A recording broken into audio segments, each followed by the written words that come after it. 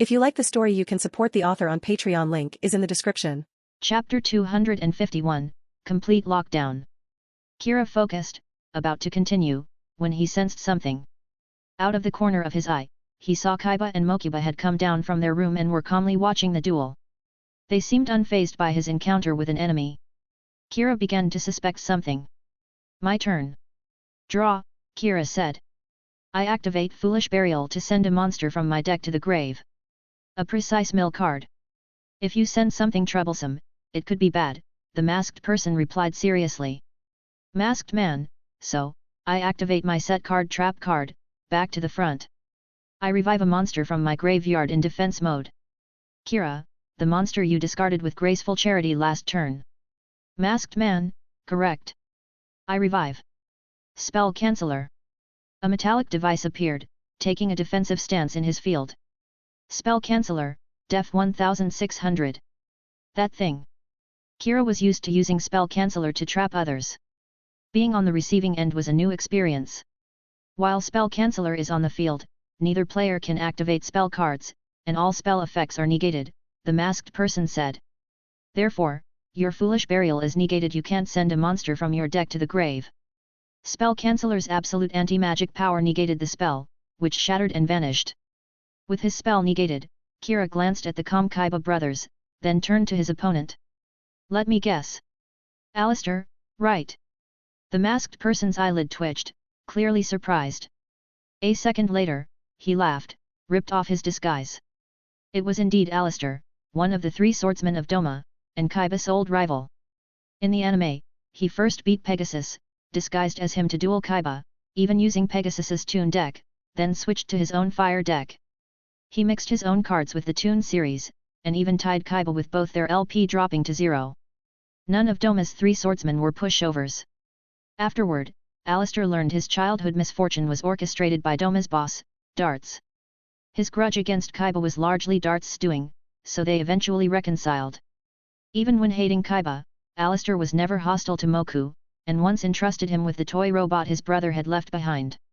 For Kaiba, friends are rare, and the cards used, especially Spell Canceller, were originally Alister's in the anime, which is how Kira guessed his identity.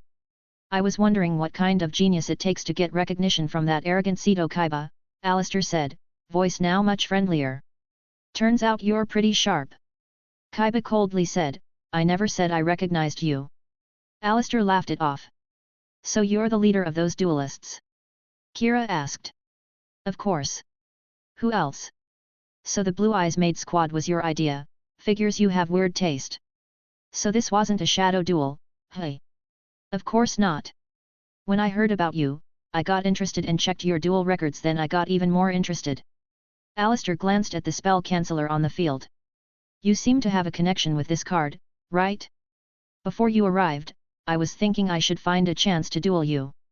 The disguise was just to add some tension and help you perform better. Kira. So after all that, he was a friend. Boring. Just when he was thinking about taking the guy's deck for himself. If he's an ally, he can't just rob him. Damn it. Mokuba spoke up, many of Alister's cards were Doma tech back in the day, even we hadn't seen them all. But now, their group has its own research team and has successfully reproduced most Doma cards, right? I guess Kaiba Corp could buy a batch. Haha, of course. Alister agreed. Kira saw the opportunity. As expected of Mokuba, not only does he get him, but he also knows what matters. His fighting spirit returned. The duel continues. Still my turn, Kira said. Oh, go ahead, Alister replied, noticing Kira seemed more enthusiastic than before. Battle. Gores, attack Annihilator Archfiend. Gores struck, slashing the demon apart. Alister, LP 4000 LP 3300. Emissary Token, attack Spell Canceller. Spell Canceller, Def 1600. The token's blade cut Spell Canceller in half, destroying it. Now spell restrictions are gone, Kira said. Main Phase 2. Activate Graceful Charity. Draw 3, discard 2. He quickly scanned his cards, picked 2, and sent them to the grave. Discarded Jinzo, Returner activates when sent to the grave, special summon Jinzo from the grave. Arise, King of Anti-Trap Psychics. Jinso, summon. Jinso, ATK 2400. The Jinso spirit appeared, arms crossed, exuding dominance. I haven't used my normal summon yet, Kira said. So I tribute Gors and the emissary token to tribute summon. The Radiant Angel descends. Angel 07, summon. Obtained from Pegasus's son, this was one of his signature cards. Angel 07, ATK 2500. Finally, Monster Reborn, revive a monster from either graveyard. Kira raised his arm, the resurrection symbol appearing. I revive your Spell Canceller. Spell Canceller, ATK 1800. Alister's eyes widened as he realized what was happening. Those three monsters, that formation. You get it now, Kira smiled. Angel 07's effect, while it's on the field, the opponent's monster's effects can't activate. Spell Canceller, while on the field, neither player can activate spells, and all spell effects are negated. Jinso, while on the field, neither player can activate traps, and all trap effects are negated. Full lockdown. Chapter 252, Reverse Lockdown. Complete lockdown. That move of Kira's is awesome. Mokuba's eyes lit up, and he tugged at his brother's sleeve. Angel 07 seals monster effects, Jinso seals traps, and Spell Canceller locks spells, Alister said. Doesn't this mean Alister can't use any effects at all? Humph, not quite, Kaiba snorted. He could see that even such a lockdown could be broken. After all, in duel monsters, there's rarely a true no-way-out situation, especially for duelists of his caliber, who could even top Decken out at the last second. But he had to admit, this formation was enough to crush almost any effect-based play. Any ordinary duelist would have already given up hope. Still, Kaiba looked at Kira with more approval than before. Then he glanced at Alister, the hint of a wry smile tugging at his lips. Let's see if you've improved at all these years, Kaiba folded his arms. Or have you just stagnated and actually regressed? Alister closed his eyes with a smile. You really caught me off guard, pulling off a formation like this. I didn't expect it at all. He then straightened up, serious. I see. Even as a Duel Academy student, you can't be underestimated. But if it weren't like this, it wouldn't be worth the fight. Then let me go all out as well. My turn, draw. Alister drew a card. At the same time, a vortex opened on his field, and a small frog hopped out. During my standby phase, if there are no spells or traps in my graveyard, I can special summon Treeborn Frog that I discarded as the cost for Toy Robot Box last turn. Treeborn Frog, ATK 0. Angel 07 prevents monster effects on the field, but monsters in the graveyard aren't restricted, Alister explained. Kira shrugged. The original Angel 07's effect in the anime was actually stronger than the real-life card no tribute summon needed. It only locked the opponent's monsters, not your own, but it only affected monsters on the field, not in the graveyard. The real card is more comprehensive, locking even graveyard effects. If it were the real-life Angel 07, even graveyard monster effects would be blocked. Next, I tribute Treeborn Frog to tribute summon. Alister raised his arm. Level 6, Brain Golem. A grotesque, unsettling monster with a massive brain and long tentacles, covered with eyes, appeared. Brain Golem, ATK 2500. As soon as it appeared, its huge eyeballs all turned to Kira's angel. The pure white steel angel was reflected in the golem's pupils, and its halo dimmed, the light receding into its body. While Brain Golem is on the field, the effects of all light monsters on the field are negated. Alister smiled, shooting a glance at Kaiba. This card was meant as a trump card against a certain someone, but I didn't expect to use it here.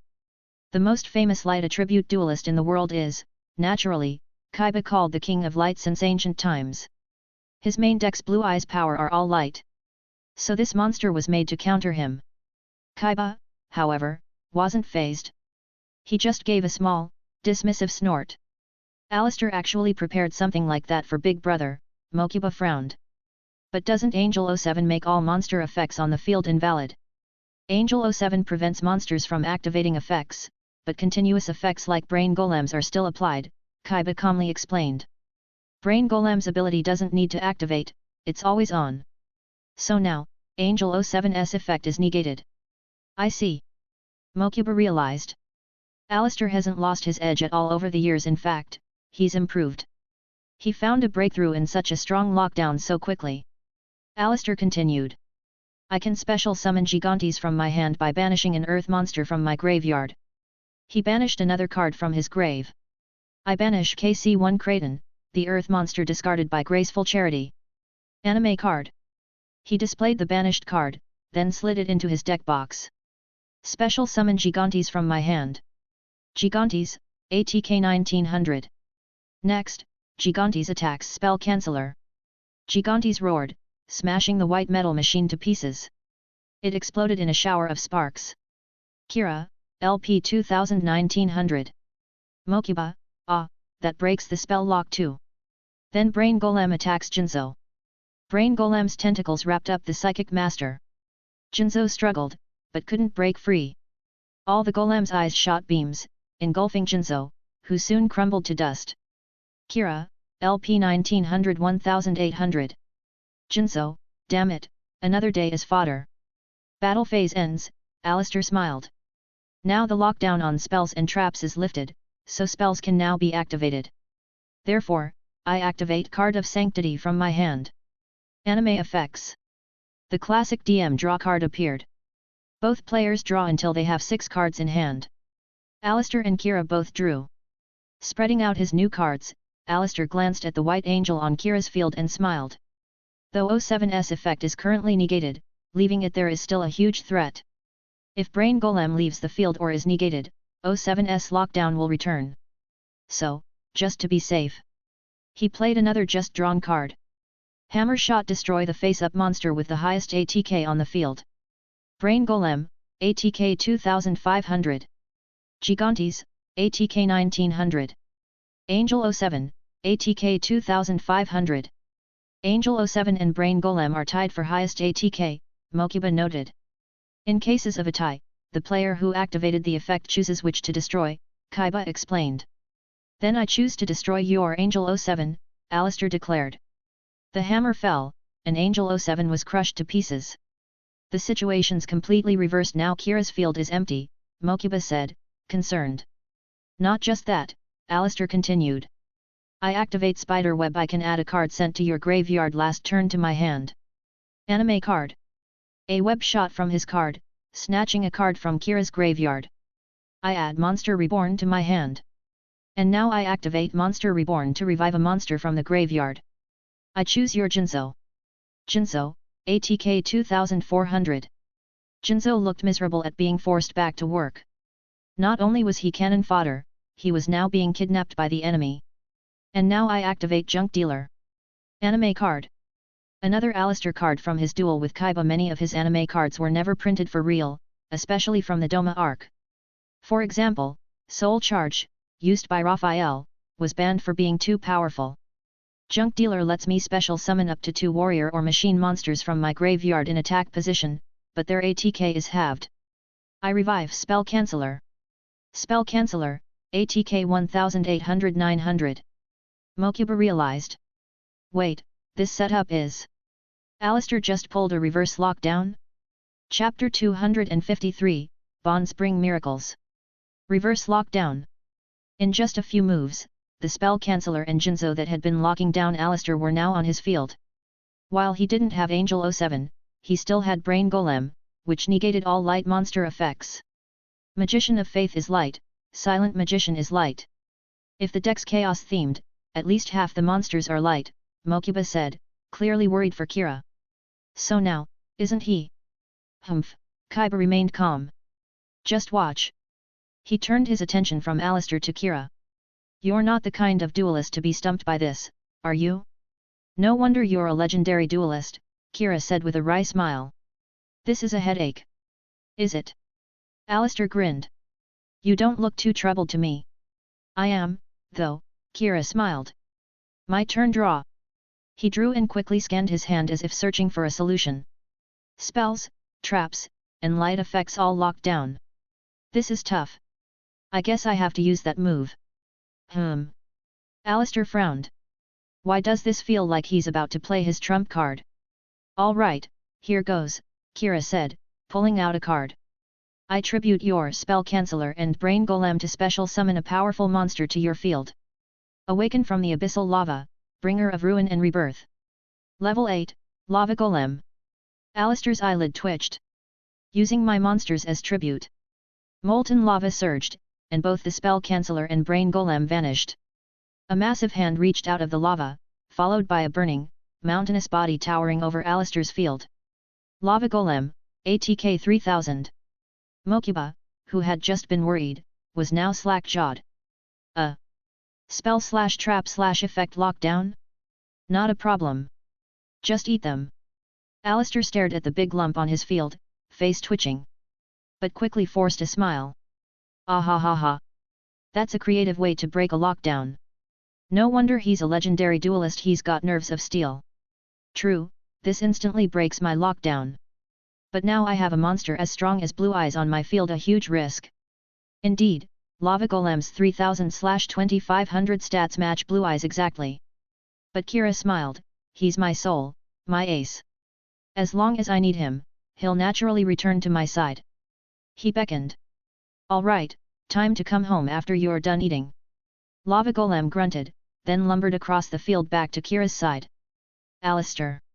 Wait, you're joking, right? How can he just leave after eating my monsters? Is this just an all-you-can-eat buffet for your monsters? Worse, Alister watched as even Jinzo patted his butt and quietly followed Lava Golem back to Kira's side. See? That's the bond between me and my monsters, Kira declared. The original king of games said, the power of bonds brings miracles in duels. Alister pondered. That sounded suspiciously like a convenient excuse. But then he noticed the card Kira had quietly played in his back row. Spell card owner's seal. All monsters on the field return to their original owner's control. I see, Alister realized. Lava Golem and Jinzo were originally yours, so control returns to you. With Lava Golem back, Alister's lock was broken. But he noticed that although Lava Golem returned, Kira wasn't locked up like he had been. So that big goofball only puts the opponent in jail, huh? Amazing! Mokuba cheered. He broke Alister's powerful lockdown in an instant, and now Alister's down to just one monster. If Kira attacks now, he can win this turn a comeback victory, big bro. So cool. Humph, not bad, Kaiba said, smiling in approval. Battle, Kira declared.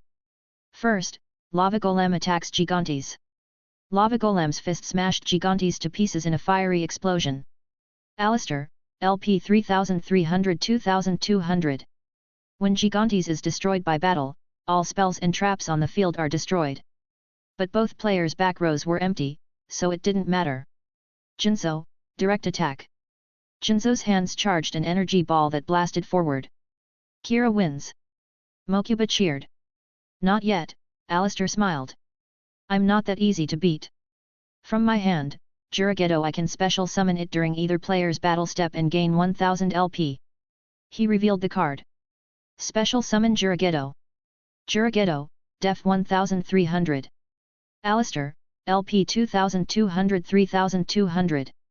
The energy blast destroyed Juragedo, but not before Alister healed 1000 life points, so Kira's finishing combo only dealt a net 100 damage. Too bad, just a little short, Alister grinned. Yet. End of battle phase, Kira said. I activate advanced draw, tributing a level 8 or higher monster to draw 2 cards. I tribute Lava Golem to draw 2. Lava Golem burst into flames and vanished as Kira drew. Alister squinted. Didn't you just call that your ace and soul? This is how you treat your soul? After drawing, Kira revealed another card, Equip Spell Amplifier equipped to Jinzo. Now, my traps aren't blocked by Jinzo's effect anymore. Alister frowned, so only I can't use traps. Looks like it, Kira said, setting 3 cards. Set 3 in the back row, end turn. PS, first bonus chapter at 100 PS. Chapter 254, That Thing Again? Bonus. Fujiki Kira is a completely unpredictable opponent, Alister muttered. Even those so-called legendary duelists might not be this strong. Of course. Mokuba said, hands on hips. Looks like if I'm not careful, I'll get wiped out, Alister smiled. My turn draw. He immediately played a card. I activate spell books from the pot. Both players draw 3 cards. Anime card. Alister drew, his eyes flashing. Equip spell Premature Burial, pay 800 LP to revive a monster from my grave. Alister, LP 3200-2400. I revive Annihilator Archfiend. Annihilator Archfiend's effect, once per turn, destroy a card on each side of the field. Even revived, it's a threat. Kira, I activate my set card trap card, the Transmigration Prophecy. Target 2 cards in the graveyard, shuffle those targets into the deck. I return your Annihilator Archfiend and my Lava Golem to our decks.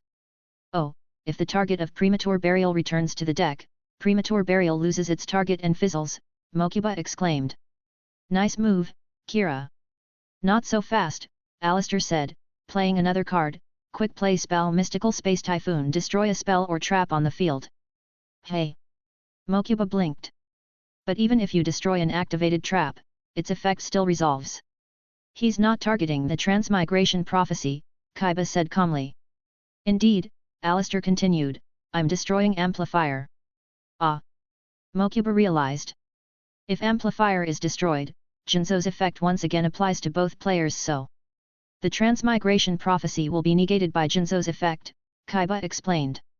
That's what you're after, Kira said. But Amplifier also has another effect. When it leaves the field, the equipped monster is destroyed. A black whirlwind tore up the Amplifier, and a bolt of dark lightning shattered Jinzo, who exploded and left the field. So by the time the Transmigration Prophecy resolves, Jinzo is gone, so its effect isn't negated. As they spoke, both Kira and Alister's graveyard zones glowed, and each card was returned to their decks and shuffled. Alister had no choice but to take back Annihilator Archfiend and shuffle it in, causing Premature Burial to fizzle. Then, I use this card again, Alister said. Quick play spell Toy Robot Box, discard a card to special summon 3 robot tokens. Robot token, ATK0x3. And the card I discard is Card of Compensation. When sent from hand to grave, I draw 2 cards. Anime card. He drew 2 and paused, his eyes narrowing and a slight smile appearing. It's been 5 years since I last used this power. Kira raised an eyebrow. That line sounded like a boss about to appear. But you really are an opponent worthy of such power, Alister raised the card high. I activate Sky Union. By tributing 3 monsters, I special summon Air Fortress Ziggurat from my deck. Anime card. 3 beams of light engulfed the tokens. Tribute 3 robot tokens, combine into the ultimate flying fortress. Air Fortress Ziggurat, summon. Anime card. A huge shadow, like a cloud eclipsing the sun. A fortress so gigantic it dwarfed even the plane Kaiba once flew, covered in complex armor and patterns. Air currents churned beneath it in swirling vortices, as if even the clouds were being sucked in. Air Fortress Ziggurat, ATK 2500. Alister's strongest anime-only ace, which he summoned in his duel with Kaiba on a plane. Its sheer size was intimidating. There it is, this guy again, Mokuba frowned. I remember its effect is unaffected by any spell or trap effects, Kaiba said, arms crossed. It's indeed a tough monster. Now it's over. No matter what traps you have set, they can't stop it, Alister smiled. Kira looked up at the massive fortress. What a monster! Air Fortress Ziggurat attacks directly, Alister declared. All its cannons pointed down like a row of iron beasts, energy built up and erupted in a roaring barrage. Kira, I activate a trap. MUDA, Alister interrupted. Traps don't affect Air Fortress Ziggurat. I know, Kira replied, waving a card. But I activate this trap card, Intruder Alarm, Yellow Alert. When my opponent declares an attack, I can special summon a monster from my hand to take the hit. He played a card. I special summon Doomdog Octhros in defense position. Doomdog Octhros, Def 800. Using a defensive monster to stall for a turn, hey, Alister said. Then I will destroy Doomdog Octhros. The fortress's cannons fired, obliterating the Doomdog Octhros. Now, Doomdog Octhros effect activates. Kira took a card from his deck. When this card is sent from the field to the grave, I can add a level 8 fiend monster from my deck to my hand. Alister frowned. Level 8 fiend. Kira smiled and revealed the card he just added. I add the Lava Golem I shuffled back into my deck earlier to my hand. Alister. That thing again? Chapter 255, not really a shadow game? Lava Golem, return to the hand. Ugh, that thing again. Alister frowned. His mentality seemed to have shifted a bit over the course of this duel. Then I'll set one card face down and end my turn. Right, Air Fortress Ziggurat has another effect, doesn't it? Kira smiled. I've studied the cards of legendary duelists like you very thoroughly. In other words, don't think you can just gloss over the details. Alister hesitated for 2 seconds, then gave in. Air Fortress Ziggurat. At the end phase, I must special summon a robot token in defense position to my field. The token can't attack, but as long as I have a token on the field, the opponent can only attack the robot token. Robot token, Def 0. Ah, that's the defense effect that even gave my brother trouble back in the day. Mokuba was quickly reminded of old memories. Every turn, a token appears to act as a shield. Even if your opponent manages to summon a monster stronger than the Air Fortress, they have to destroy the tokens first before attacking the Air Fortress. Plus, the Air Fortress itself is immune to traps and spells, which in this slow-paced game environment is really hard to deal with. But now, this formerly great ability has become a drawback. Everyone knows that Lava Golem can only be summoned if you have at least 2 monsters on the field. So, automatically getting an extra monster at the end phase is just too convenient. Then it's my turn. Draw. Kira smiled. First, quick play spell hand destruction. Both players discard 2 cards, then draw 2 cards. He drew, paused, and then slowly revealed a card in his hand. Well, I think you know what's coming next, Mr. Legendary. I tribute your robot token and Air Fortress Ziggurat to once again rise from the abyss. Lava Golem, summon. The invincible Air Fortress instantly melted away, the robot vanished in lava. The burning giant rose, radiating destruction. Lava Golem, ATK 3000. The giant even looked back at Alister, giving a somewhat goofy grin. As if to say, hey buddy, we meet again. Alister. For some reason, he suddenly wanted to punch someone. Next, I activate the continuous trap remove brainwashing. Said Kira. As long as this card's on the field, control of all monsters returns to their original owners. So, Lava Golem returns to its proper owner me.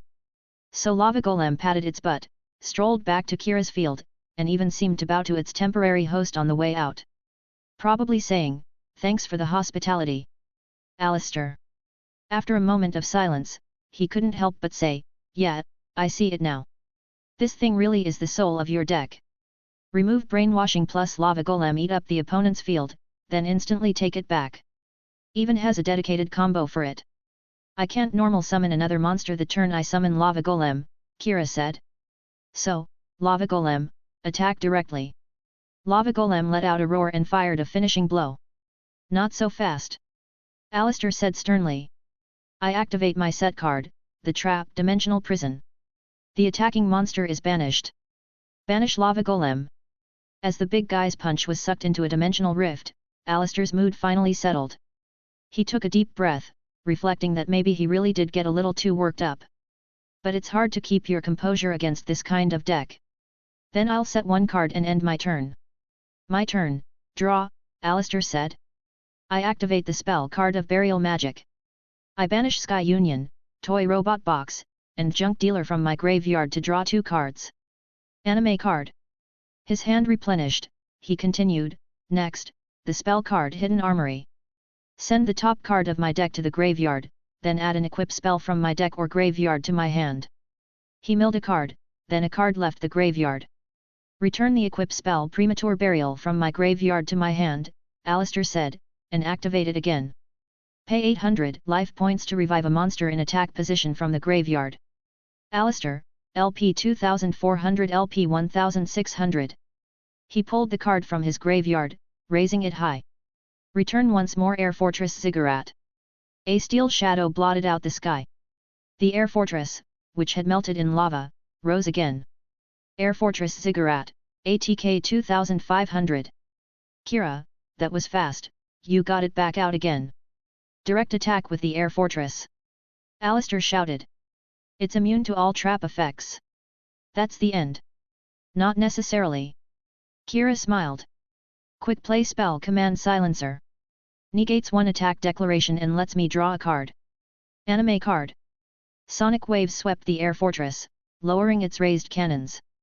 Seems it wasn't so easy to fire. That's another of Kaiba's cards.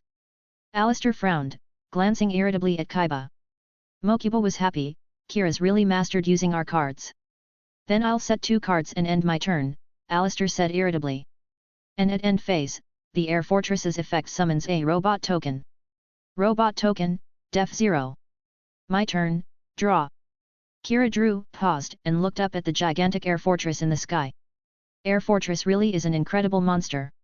As thanks for letting me see a card of this level, Alister, I'll show you my real skill. Alister focused. So, he's finally going to reveal his trump card? I activate the spell Super Soldier Synthesis, Kira said. Send light and dark monsters from hand or deck to the grave until their combined level is 8, to ritual summon a Black Luster Soldier monster. As expected, Alister squinted. I've heard from Duel Intel that you and Kaiba Corp's team developed the strongest Black Luster Soldier form, combining the powers of both Beginning Night and Evening Twilight Night. If you summon that thing, it'll be a headache. He tensed, then smiled lightly. But, will it be that easy? I activate my face down, counter trap Dark Bribe. Negate a spell / trap activation and destroy it, opponent draws a card. Super Soldier Synthesis fizzled out. The storm of chaos was halted. Ah! Mokuba was disappointed. The Black Luster soldiers failed to appear. Then, from last turn's hand destruction, the ritual spell Super Soldier Ritual activates from the graveyard. Said Kira. Alister was thrown, activate a ritual spell from the graveyard. So now you can select ritual materials from the deck, ritual summon from the graveyard, and even activate ritual spells from the graveyard? Black Luster Soldier Research has developed this many fancy ritual components? Super Soldier Ritual, banish this card plus 1 light and 1 dark monster from your graveyard to special summon a Black Luster Soldier Ritual monster from your hand, ignoring summoning conditions. Kira pulled out 2 graveyard cards.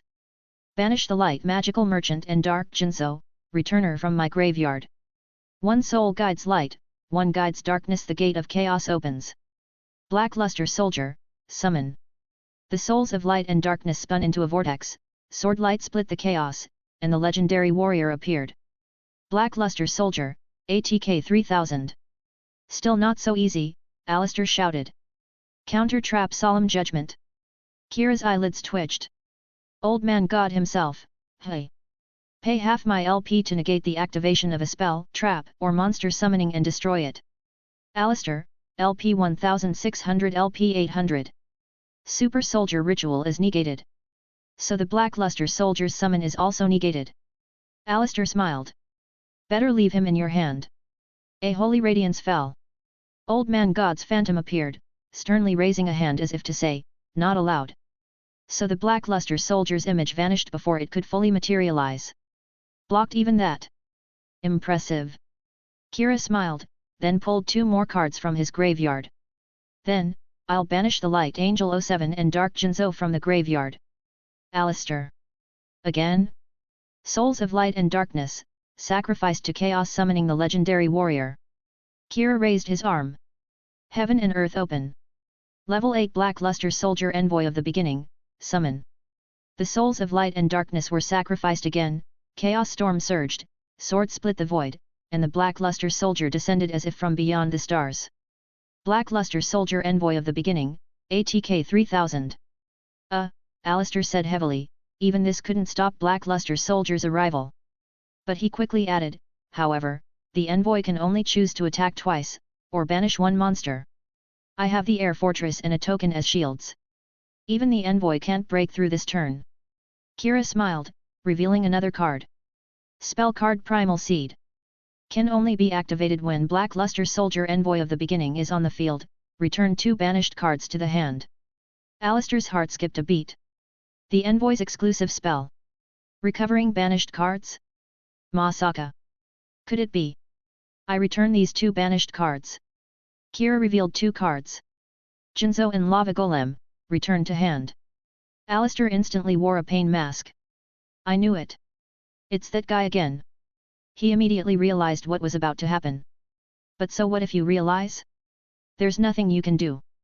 He was like a puppet who could see his own strings, helplessly swept toward despair in the flood of this duel. I haven't normal summoned this turn. Kira smiled. So, I tribute your Air Fortress Ziggurat and Robot token to special summon this powerful monster to your field.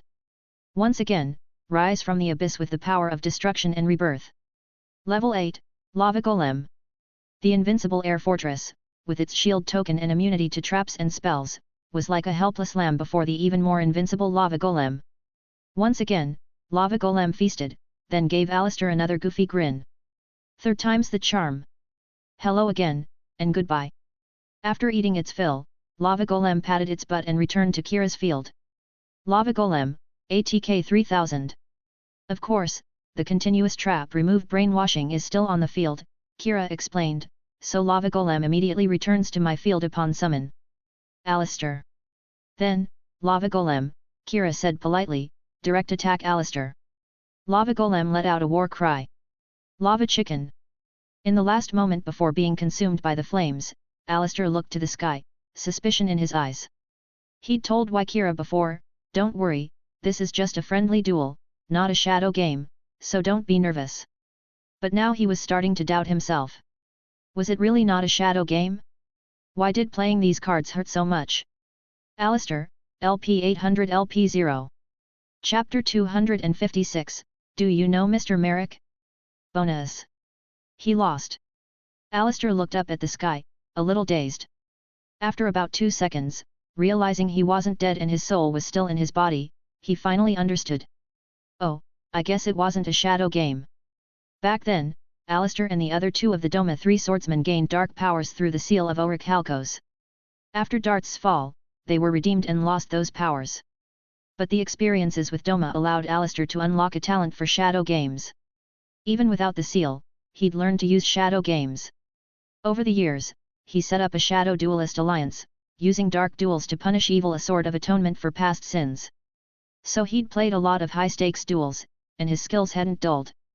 He was so used to risking his life in duels that, when his LP hit 0 today, he instinctively thought he was dead. Then he realized, oh, today wasn't a shadow game. The only reason it felt dark was because his opponent's deck was just that twisted.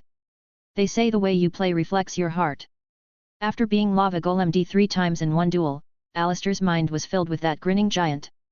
He couldn't help but wonder if his opponent's heart wasn't a little bit dark, too.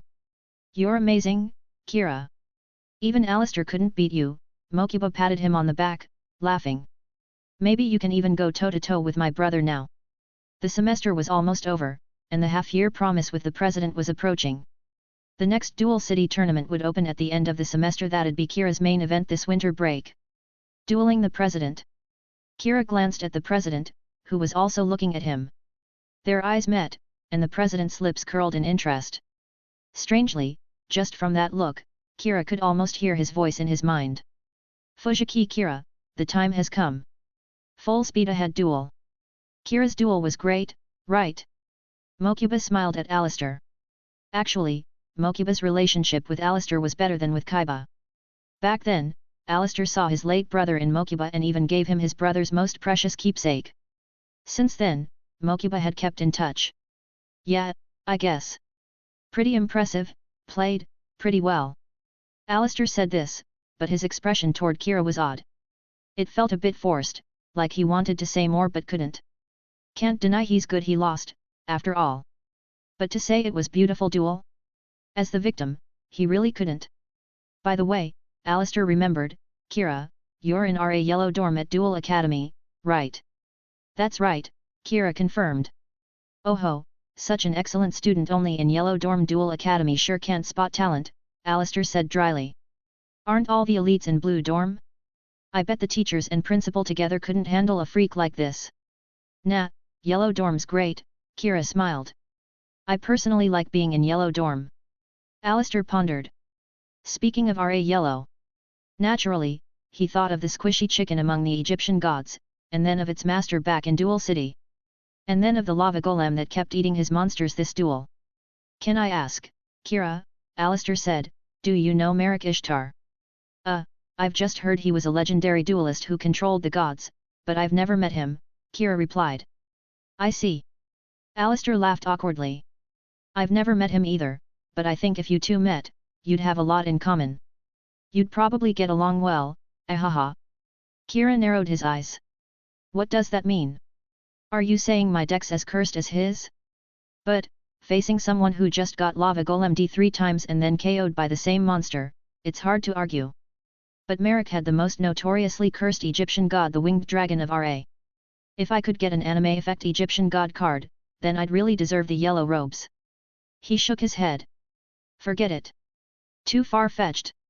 Everyone knows in the anime, the 3 Egyptian gods aren't just cards, they're real gods who choose their users. In DM, even Pegasus needed the Millennium Eye just to design the god cards. Every other designer who tried was struck down by divine punishment, killed or driven insane. They never said exactly why. Maybe the gods thought their card art was ugly. Now, the original 3 god cards are extinct, gone to the underworld with the pharaoh. Only people like Kaiba, with black tech and permission, can use floor draw skills to try the god cards. But as I recall, in GX Season 2, someone managed to copy RA. Industrial Illusions never gave up on duplicating the gods even after the pharaoh left. They're the strongest cards, after all. But copying them is dangerous. Summoning them in a duel is even more so. If the gods think you're unworthy, they might strike you down like they did to Merrick's servant, Odeon. But in the anime, a genius designer developed a field spell called Mound of the Bound Creator to avoid divine punishment and force the use of the god cards. It was playing with fire, but it worked. It shows Industrial Illusions never gave up on the god cards, even developing more support cards. Frankly, I know I'm just a mortal, so my chances of being recognized by the gods are slim. But if I had to pick a support card, I'd want the Winged Dragon of Ra, Sphere mode that came out after the anime. It looks just like the golden ball Merrick summoned after my Valentine stole the Winged Dragon of Ra in Duel City, nicknamed Egg. ATK 0, Def 0, but it can tribute 3 of your opponent's monsters and normal summon itself to their field. The next turn, it returns to you and transforms into Ra, recreating the classic scene. Only the gods have this kind of power. Lava Golem eats 2, it eats 3. Lava Golem is a strong threat on your opponent's field, but the Egg's 0/0 stats are just for trolling. Plus, it comes back and transforms. Looks fun. Maybe I'll visit Pegasus Company and ask the Tenma brothers about it someday. If I can't get a real god card, getting the egg is good enough. Chapter 257, Aak, Bonus. Dinner time. As host, Alister prepared a lavish banquet for his 3 guests. The room was elegantly decorated, a long table with a white cloth and fine silverware. A vase of roses sparkled under the lights. The host's enthusiasm made Kira feel it was worth it, even just for the meal. Exquisite foie gras, Italian ham, perfectly cooked steak, and fragrant pasta. Alister had reportedly hired a top chef for tonight, and every dish was crafted with care. But Alister, you're still using your old deck. Mokuba said casually while eating. I thought. I don't know, maybe you'd want to cut ties with the past. Alister smiled slightly. The past was my shackle, I lived my whole life for it. Of course, with your help, I realized it was all a lie. Darts wove an elaborate lie and made me his tool. This deck was born for that purpose. Many of Alister's monsters were Doma technology or born from his own darkness, like Kaiba Corp weapons that brought war to his homeland, or his brother's favorite toy robots. His deck was based on his darkest memories. But I've moved on now. Alister smiled, looking at his deck. To me, this deck carries my past, my memories of family and my brother, but it also gives me strength to keep going. After all, we have to move toward the future. If you're stuck in the past, you'll never be reborn. Instead of dwelling on what you've lost, look forward to what you might gain. He paused, glancing at Kaiba, but I'm sure Mr. Kaiba already understands that. Kaiba. Kaiba said nothing, but memories of an old friend surfaced in his mind. Kaiba's life was full of pain and tragedy, only the future he carved himself had meaning. But in the Sky Arena, after his greatest defeat, his rival said to him, "Those without a past will never have a future," said Yami Yugi. No matter what kind of past, it's never meaningless. The past, present, and future are all connected. That was for Kaiba, but also for Yami Yugi himself. At the time, he had no past, and without it, his future was a blank. Kaiba was lost in thought. If that guy were still here, would he approve of the future I forged? So the president's still single after all these years. Is that really okay?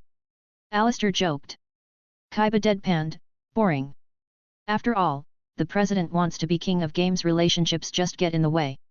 Everyone knows the king doesn't need a partner. Besides, he already has his white bride, Blue Eyes. To Kira, Kaiba's the classic shonen rival comes in cool, looks like he's on par with the protagonist, but actually doesn't win much. Like that tragic Prince of Sion. Let's get down to business, Kaiba said. You said you found something. What is it? Alister straightened. I got your clues. We tracked down a company. A company? Mokuba frowned. Yes. He gestured, and two subordinates appeared, projecting an image on the screen. A company building appeared, with sharp lines like a giant fortress made of glass and aluminum. Aak. Mokuba read the name. Aak, Kira said softly. The opposite of Kaiba. Mokuba realized, it really is. Is that a coincidence, or? There's no such thing as coincidence. Sito Kaiba interlaced his fingers, smirking coldly. Interesting. Is this meant as a provocation? With that name, it's hard not to think so, Alister said. We investigated, they look like an internet company, but we can't figure out what they really do. But they're definitely not to be underestimated. How so? Mokuba asked. First, their armaments, Alister said. We tried to approach them. This company has extraordinary firepower. Guns, ammo, advanced gear, even better than local official forces. But we can't figure out their background or how they get their weapons. And? Alister frowned, pausing. Mokuba, what? They also have some strange, high-tech equipment, Alister said. From what we've seen, they have never before seen energy rifles, wide-area neural shock weapons. And strangely, a lot of their tech looks. He paused for several seconds. But Kaiba finished calmly, has traces of Kaiba Corp tech, right? Alister raised an eyebrow, that's your work. No. Kaiba Corp hasn't made weapons in years, as you know, Kaiba said coolly. But you know what's going on. Maybe. We'll know after tomorrow. Kaiba said no more, instead asking. How's the setup? Alister shrugged. The building is totally sealed, but our scouts found one possible route inside. He waved, switching the screen to a detailed map. From underneath the sewers. There's a hidden route up into Aak's server room. Maybe you'll find what you want there. Alister turned, serious. But I must warn you, Aak is weird. The building is like a military fortress, probably traps at every step. I see, Kaiba sneered, unconcerned. You seem prepared, so I'll say no more. The infiltration route is arranged, what happens inside is up to you. Alister shrugged. But I still have a question, he looked at Kaiba seriously. Why are you so insistent on going in yourself? With your resources, you could handle it other ways, right? Kaiba's face remained impassive. Because this is something I must settle personally.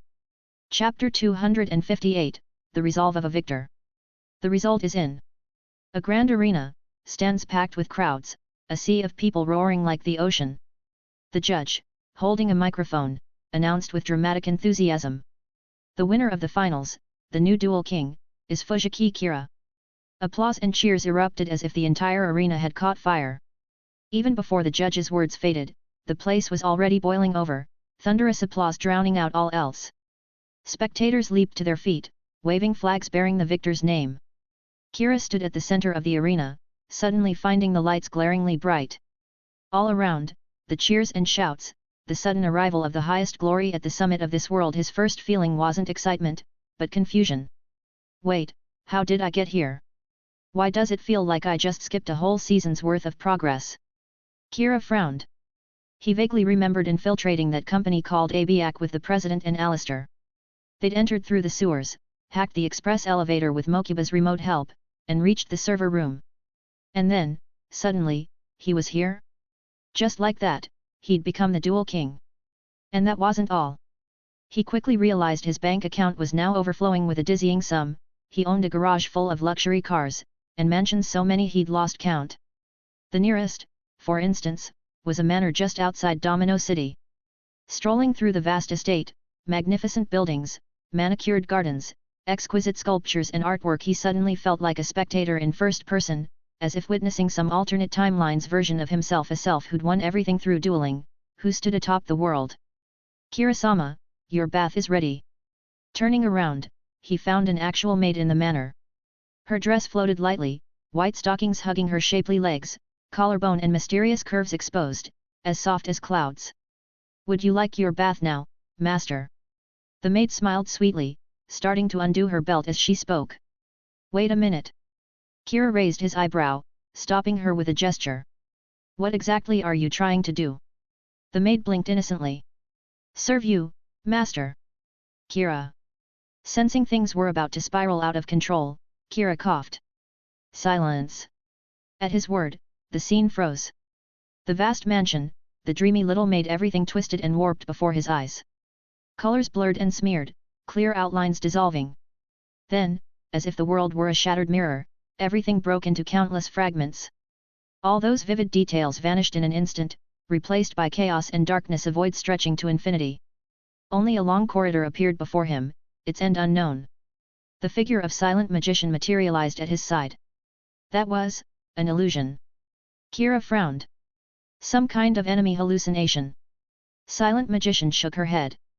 Kira glanced at his right hand, feeling something off, but soon understood. "So that's it," he muttered. "This sensation, this state is a virtual body."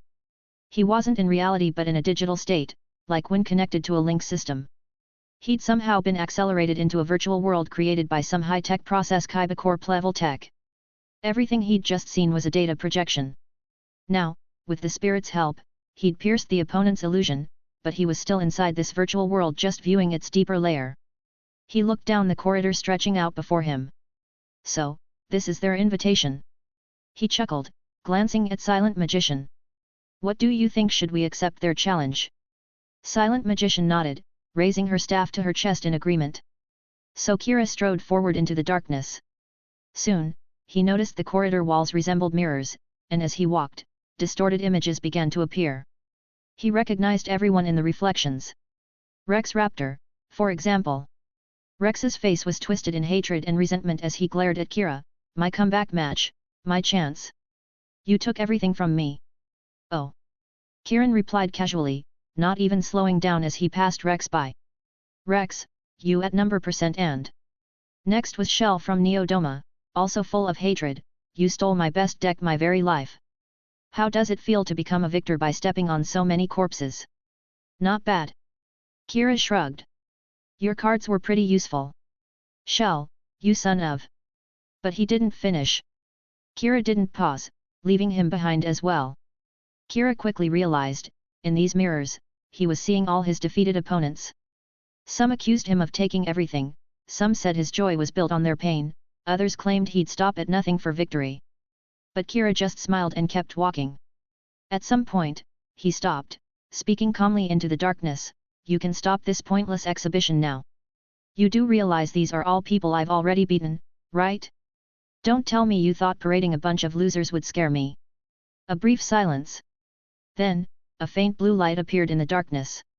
Data streams converged, forming a human silhouette dressed in a black coat, walking out slowly. Just from his features, he looked a little like Kaiba himself. "I've reviewed your file, Fujiki Kira," the man said coolly. "At least from the records, you've never lost a duel. The dossiers already rate you highly, but I'd say you're still underestimated. But on your path to victory, you've never truly respected your opponents as fellow duelists." Kira understood. This was much like Zane's early philosophy in the anime, always respecting his opponents as duelists, valuing that even above victory itself. Of course, after being battered in the pro leagues, even Zane gave up that naive ideal. Kira smiled lightly. "Dueling is, from its very birth, a ceremony designed for there to be only one winner," he said calmly. "Call it cruel, or unscrupulous if you want. But in the end, only the victor gets to stand here." He paused, voice steady. "Of course, bearing the resentment of the defeated is also the victor's responsibility. That's a resolve every duelist must have when stepping onto the battlefield." A trace of sarcasm curled his lips. "I don't know who you are, but if you think a bunch of losers can shake me, isn't that kind of funny?" The man narrowed his eyes, silent for 2 seconds. "I see." He nodded. "Looks like I underestimated you. Fujiki Kira, with both your skill and unwavering resolve, duelists like you are rare indeed. Seems Sito Kaiba values more than just your talent. He raised his arm. Streams of data formed a dual disc on his hand. Allow me to introduce myself. My name is Delta. My father ordered me to defeat you here. Since you're not falling for tricks, let's settle this the duelist's way by dueling. Chapter 259, Frost and Flame Dragon. Delta. Kira remembered the name. Alpha had said before he died that Delta was the best among them. So you're the one, Kira said. Yes, my brother was destroyed by you, Delta replied calmly. So, you're here for revenge? Not quite. We may be brothers, but there's not much sentimentality between us. I'm here purely on business. Delta raised his dual disc. Of course, though the duel here isn't quite a shadow game as you know it, the results are similar. The loser's consciousness data will be deleted. If I lose, my program will be erased, and my existence ends. If you lose, while your body will be fine, you'll likely never wake up in the real world again. Kira understood. Sure enough, this was starting to feel a bit like Yu-Gi-Oh! Vrains. In Vrains, all duels are online, and while there's no shadow game per se, there are high-stakes life-risking duels where the loser becomes a vegetable who never wakes up. But compared to the shadow games he'd experienced, this was still entry-level. I see. Kira raised his arm and activated his dual disc as well.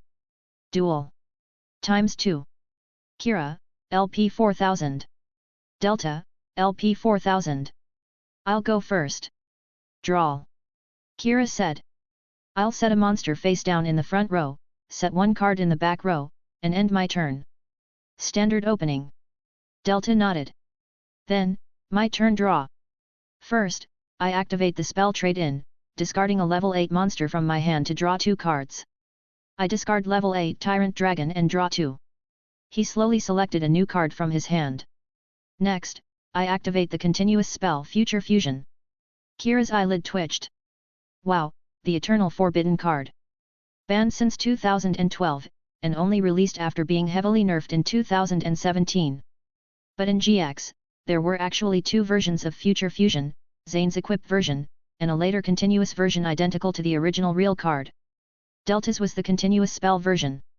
Future Fusion lets me select a fusion monster, then send the required fusion materials from my deck to the graveyard.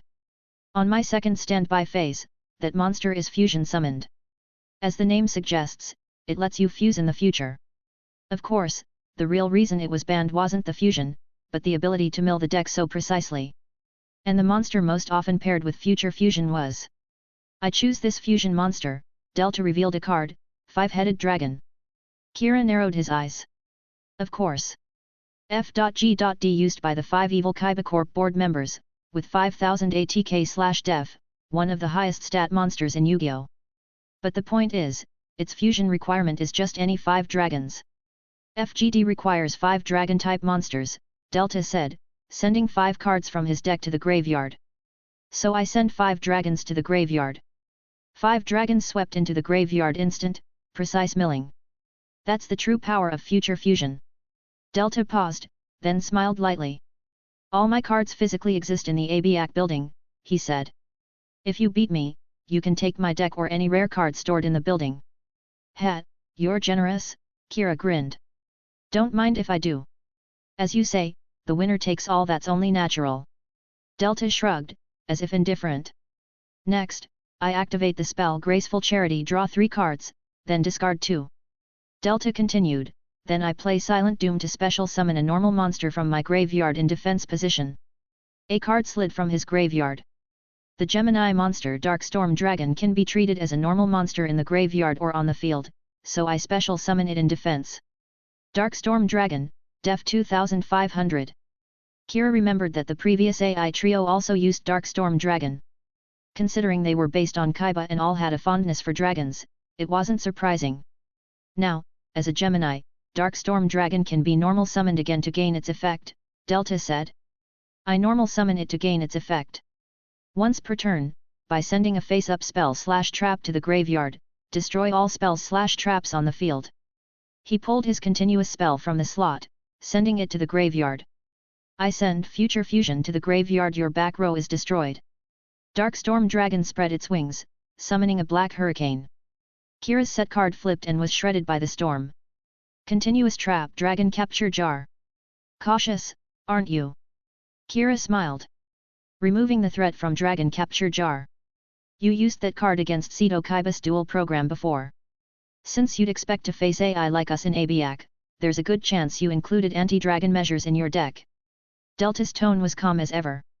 I am the most outstanding among my brothers chosen after countless tests. Simple tactics won't work on me. He drew another card. I play card of burial magic, banishing future fusion, graceful charity, and silent doom from my graveyard to draw 2 cards. Anime card. Delta drew 2 more cards. Now, the effect of Frost and Flame Dragon in my hand. By banishing 2 water and 1 fire monster from my graveyard, I special summon it. I banish the Fire Dark Blaze Dragon and 2 Water Blizzard Dragons. The legendary dragon that transcends ice and fire. Frost and Flame Dragon, come forth. Chapter 260, The Power to Control the Draw, Bonus. Frost and Flame Dragon, summoned. Frost and Flame Dragon, ATK 2300. Its effect, once per turn, by discarding a card, I can destroy a monster on the field. Delta discarded a card. I destroy your set monster. Having wiped out the back row, now the front Frost and Flame Dragon's fire head opened wide, spewing flames that incinerated Kira's face-down monster. Kira looked at his empty field. You're pretty good. Frost and Flame Dragon was a high-potential single card with real-life play value when released. Some might wonder what's so strong about it. Same stats as Chaos Sorcerer, but its summoning condition is more restrictive, and it destroys instead of banishing, and costs a card. But people forget the context. This was 2007, when both Chaos Sorcerer and BLS were banned. Times were different. I told you, I'm the best of my brothers, though I'm not proud of it. Delta paused. A tall figure flashed through his mind. The man all the ace called father, standing with hands behind his back, face almost indistinguishable under the dazzling sunlight. But the man's cold voice said, as expected of my best son. Delta. He shook off the memory. So, your field is empty now, Delta said. Frost and Flame Dragon, attack directly. The dragon twisted, flames and frost entwining as it blasted toward Kira only to crash into an invisible barrier.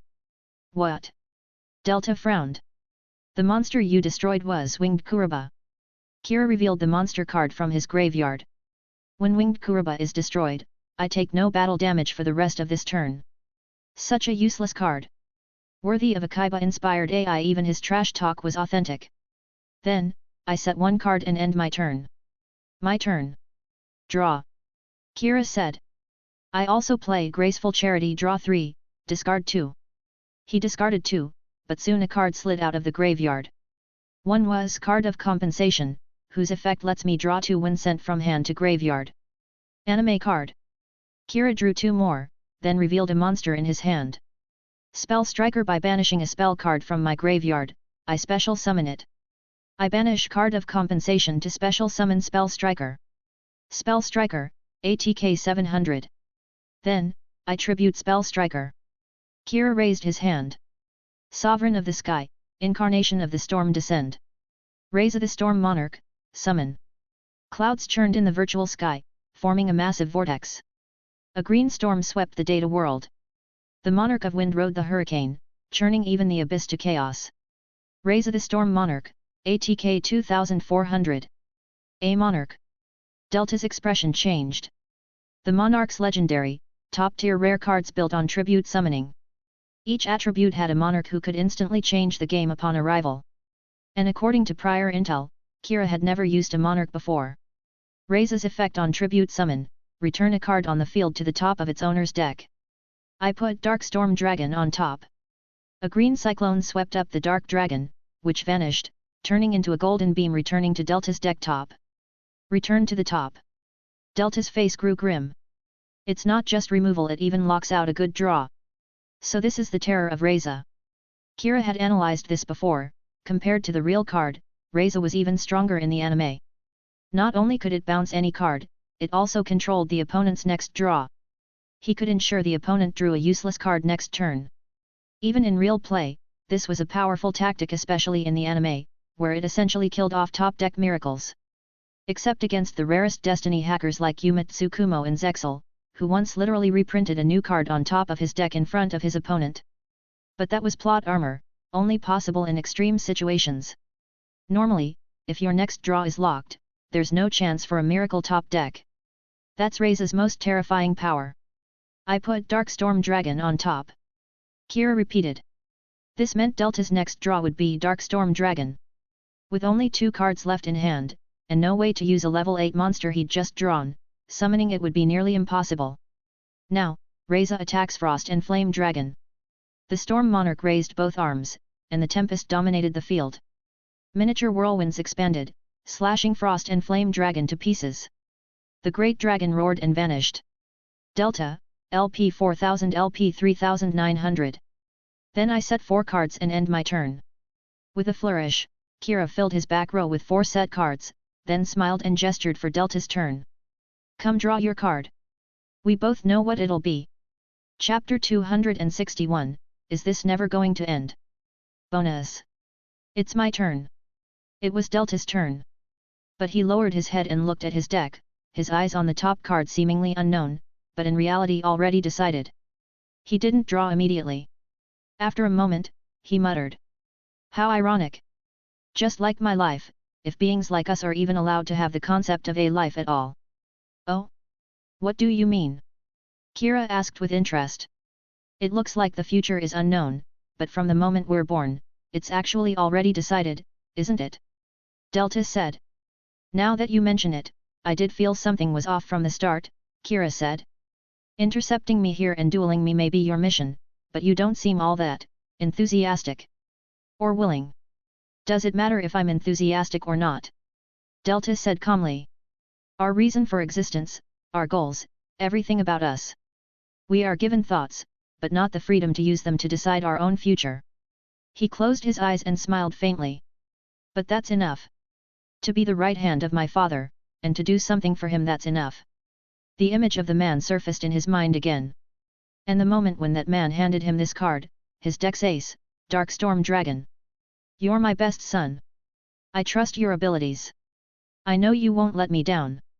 The man said in a deep voice. Right, Delta. Of course.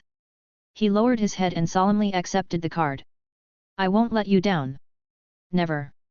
Yes, there's no way he could let that person down. Otherwise, wouldn't they lose the very value of their existence? Even if the only future I have is a fixed one, I can only accept it, and do my utmost to prove my value among the limited choices. That's something you duelists would never understand. Delta said. My turn, draw. Delta drew the card. Unsurprisingly, it was Darkstorm Dragon, as good as revealed. But at my standby phase, the effect of Totem Dragon in my graveyard activates, Delta said. If this card is in the graveyard and I have no monsters on my field, I can special summon it. Golden light burst from the graveyard zone of his dual disc, and a small dragon leaped onto Delta's field. Totem Dragon, ATK 400. One of the cards you sent to the graveyard with Future Fusion, hey. Kira nodded knowingly. No wonder it was a perennial forbidden card before the Numeran era, its resource gaining power is just that strong. And, if Totem Dragon is used as a tribute for a dragon monster's tribute summon, it counts as 2 tributes, Delta said. So, I tribute Totem Dragon as 2 tributes to tribute summon once more. Come forth again, Darkstorm Dragon, summon. A pitch-black storm rose again, and the Dark Dragon appeared in the hurricane. Darkstorm Dragon, ATK 2700. You actually managed to summon it again, Kira rested his chin on his hand. You really are obsessed with that monster, does it mean something special to you? That's none of your business. Delta replied coldly. Next, I activate the Equip spell Supervise, equipping it to Darkstorm Dragon. This card can only be equipped to a Gemini monster. The equipped monster immediately becomes treated as having been Gemini summoned, and gains its Gemini effect.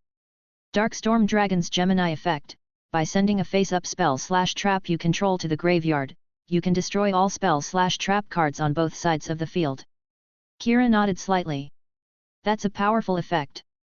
If you activate it again, I'll be in trouble. Then I activate my set card, trap card Spiritual Wind Art, Miyabi. I tribute a wind monster I control to return a card on your field to the bottom of your deck. He smiled. So I tribute my wind monster Raza the Storm Monarch, sending your Dark Storm Dragon to the bottom of your deck. A green hurricane rose, and the Storm Monarch's body dissipated.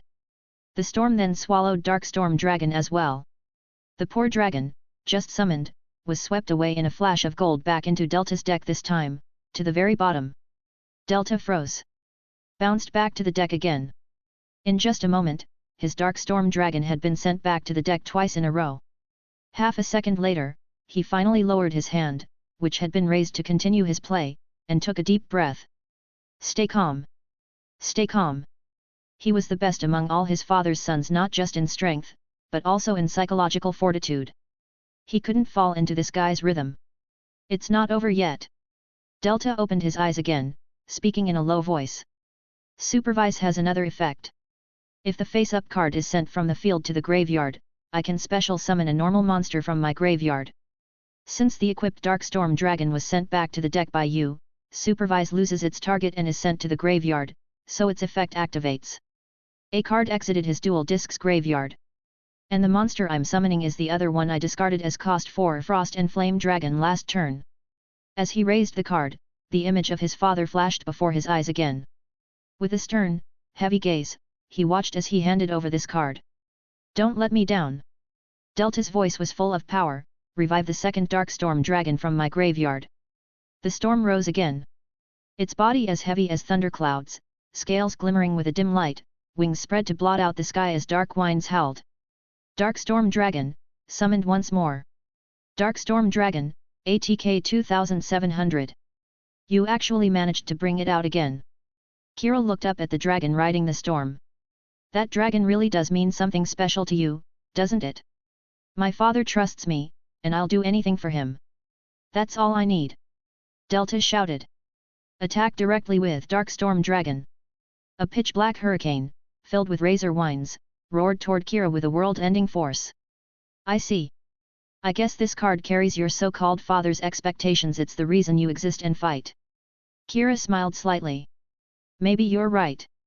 Sometimes, fate only gives us limited choices. But sometimes, there might be no way out, even within those limited choices. He snapped his fingers. Activate trap card Phoenix Wing Wind Blast. By discarding a card, I can return one card on your field to the top of your deck. If Delta had a heart, it might be suffering cardiac arrest right now. Bounced back to the deck again? Again? Delta's eyes turned red. Is this never going to end?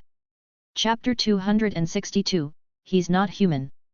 The deck Kira was using this time wasn't the Monarch control build that won the World Championship. He only had a single Monarch, Raza the Storm Monarch, so he couldn't do a full-blown Monarch build. Instead, he used another powerful top-tier deck from back then, formed soon after Raza was released, Wind Raza. The deck's name came from its two core cards, Raza the Storm Monarch and the trap Phoenix Wing Wind Blast. So clearly, this was a top control deck specializing in returning the opponent's cards to the top of their deck. Anyone who's faced this kind of tactic knows how infuriating it is.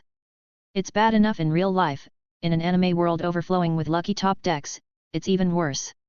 Just look at the guy across from him. He looked like he was about to burst out crying. Kira discarded a card to his dual disc's graveyard. So, I discard a card and return your Dark Storm Dragon to the top of your deck again. Delta's eyes bulged with rage.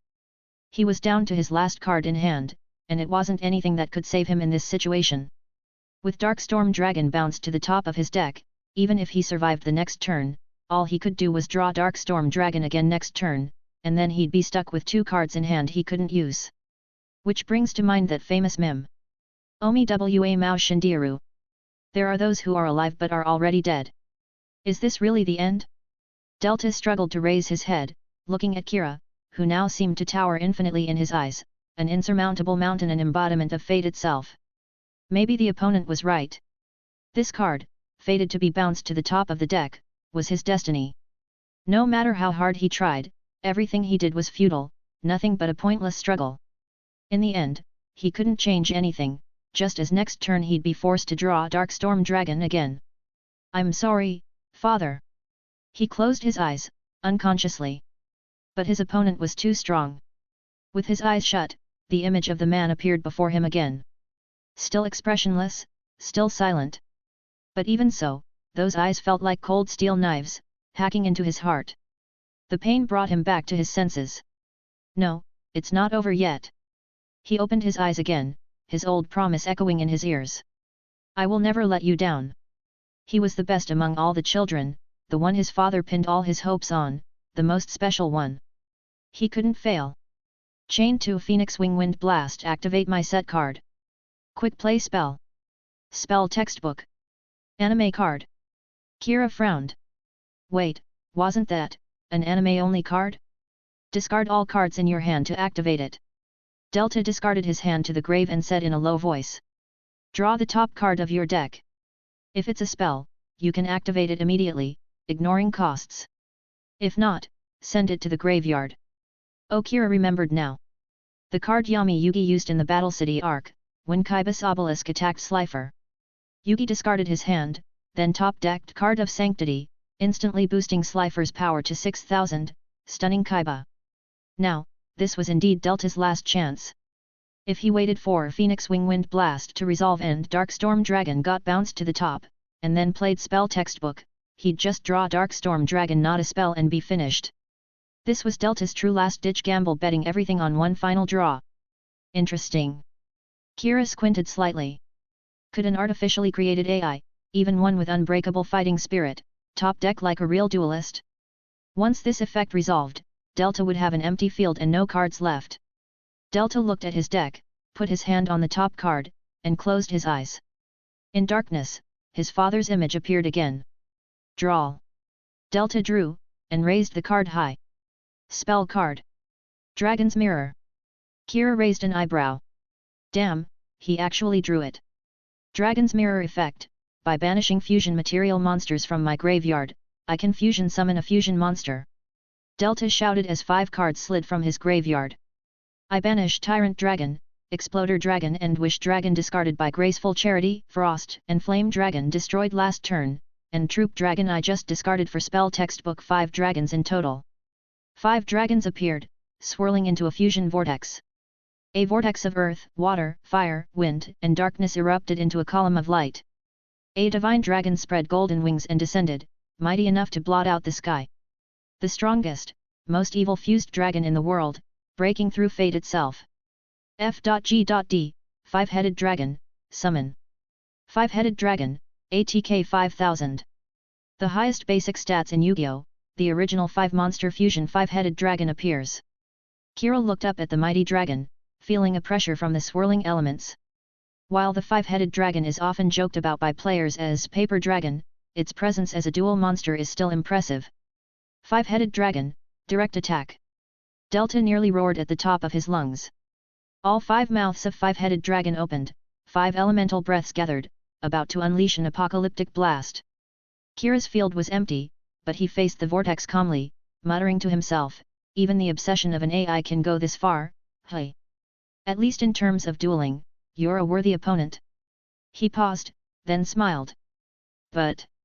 Kira waved his hand, and a vortex opened toward the graveyard. In the graveyard, activate Kuribarn effect. Delta was stunned. Kuribarn? When did you a card discarded last turn? When your opponent declares an attack, you can banish this card from your graveyard to special summon any number of Kuriba monsters from your graveyard.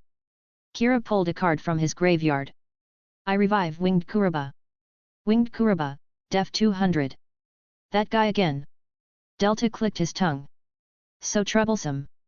Fine, 5-headed dragon attacks Winged Kuriba. Not so fast, Kira smiled, I have another card, our lab's latest research, not yet made public. After getting Raza, he'd set up a special Monarch research team to develop new Monarch cards. What? Delta had a bad feeling. Trap card, Dark Advance, Kira said. Return a monster with 2400 plus ATK and 1000 def from your graveyard to your hand. Then, if you have a monster in your hand that meets those stats, you can tribute summon it. Delta was shocked. Tribute summon on your opponent's turn? And 2400 plus ATK and 1000 def, that's... Exactly.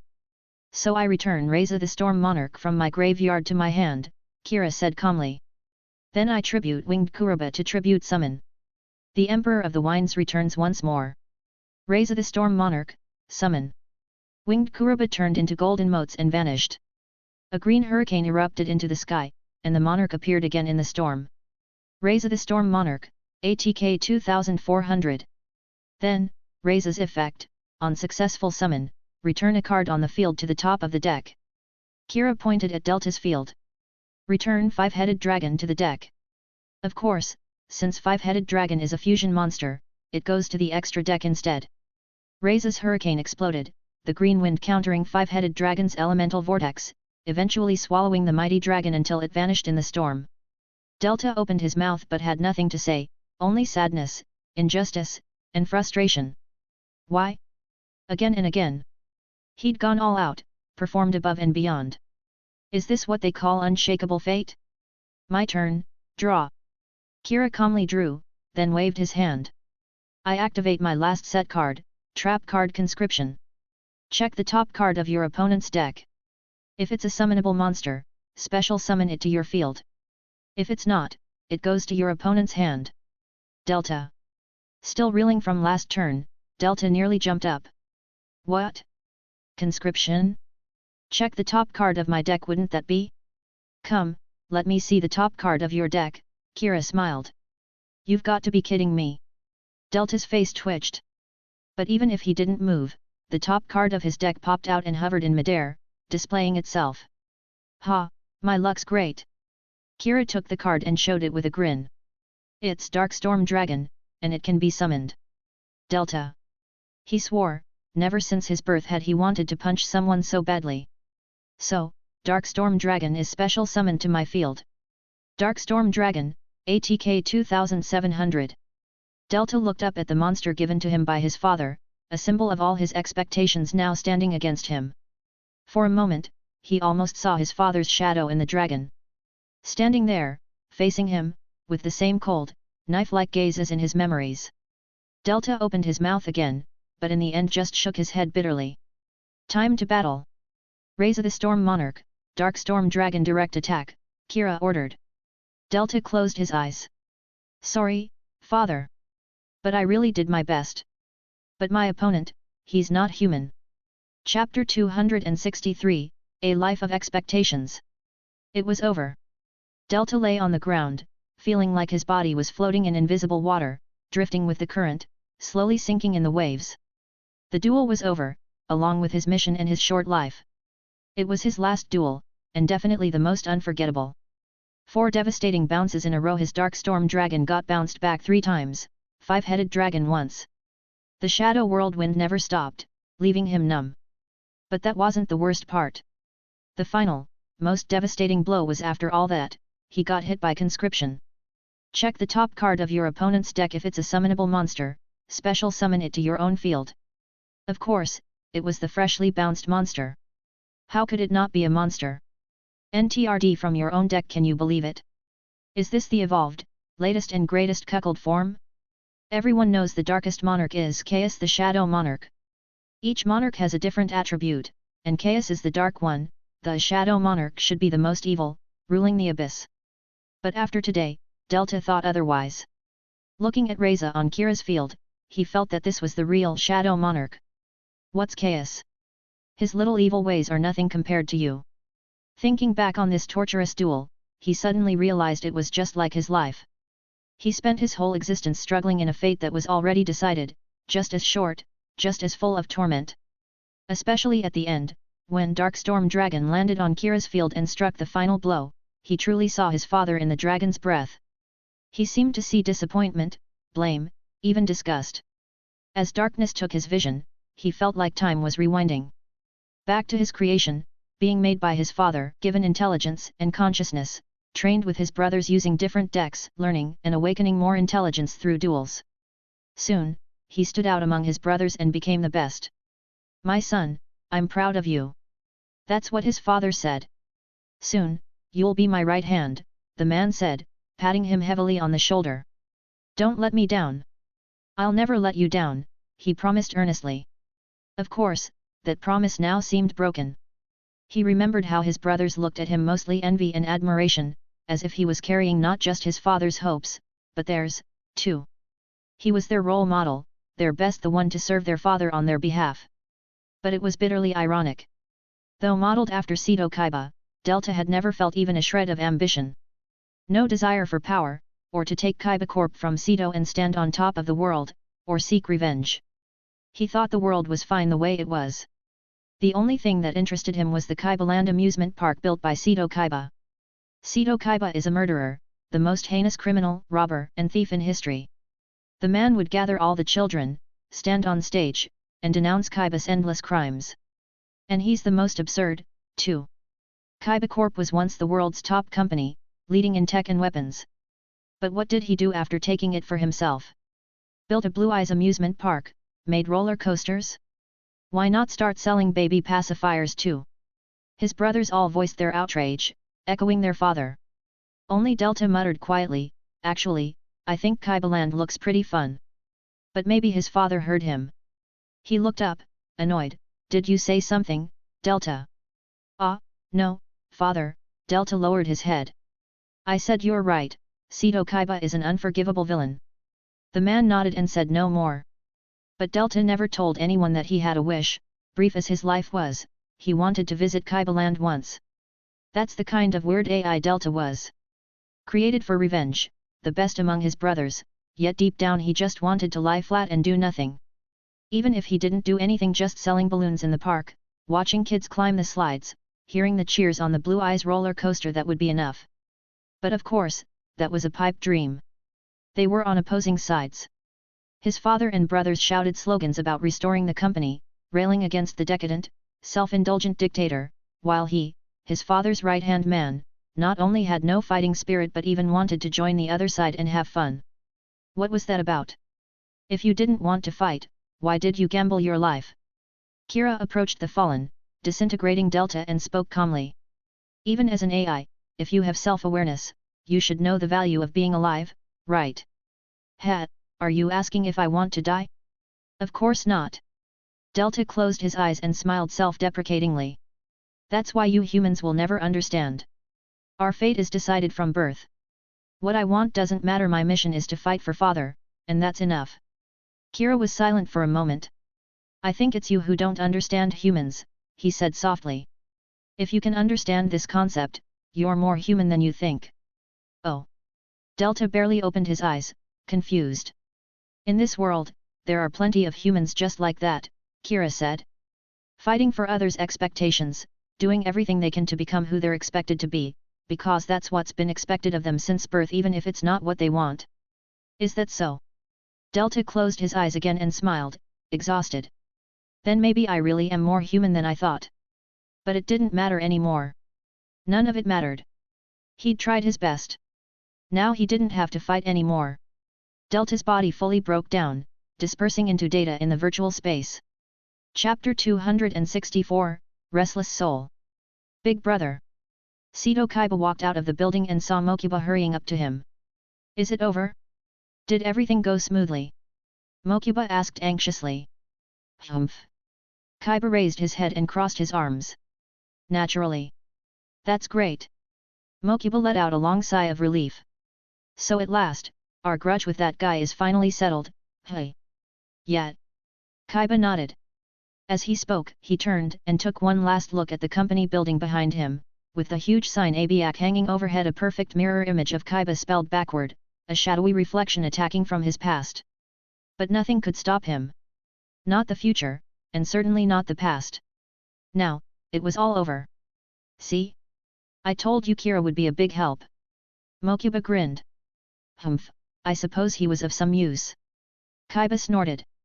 But before we go back, I'd like to stay here for a couple more days, Mokuba said.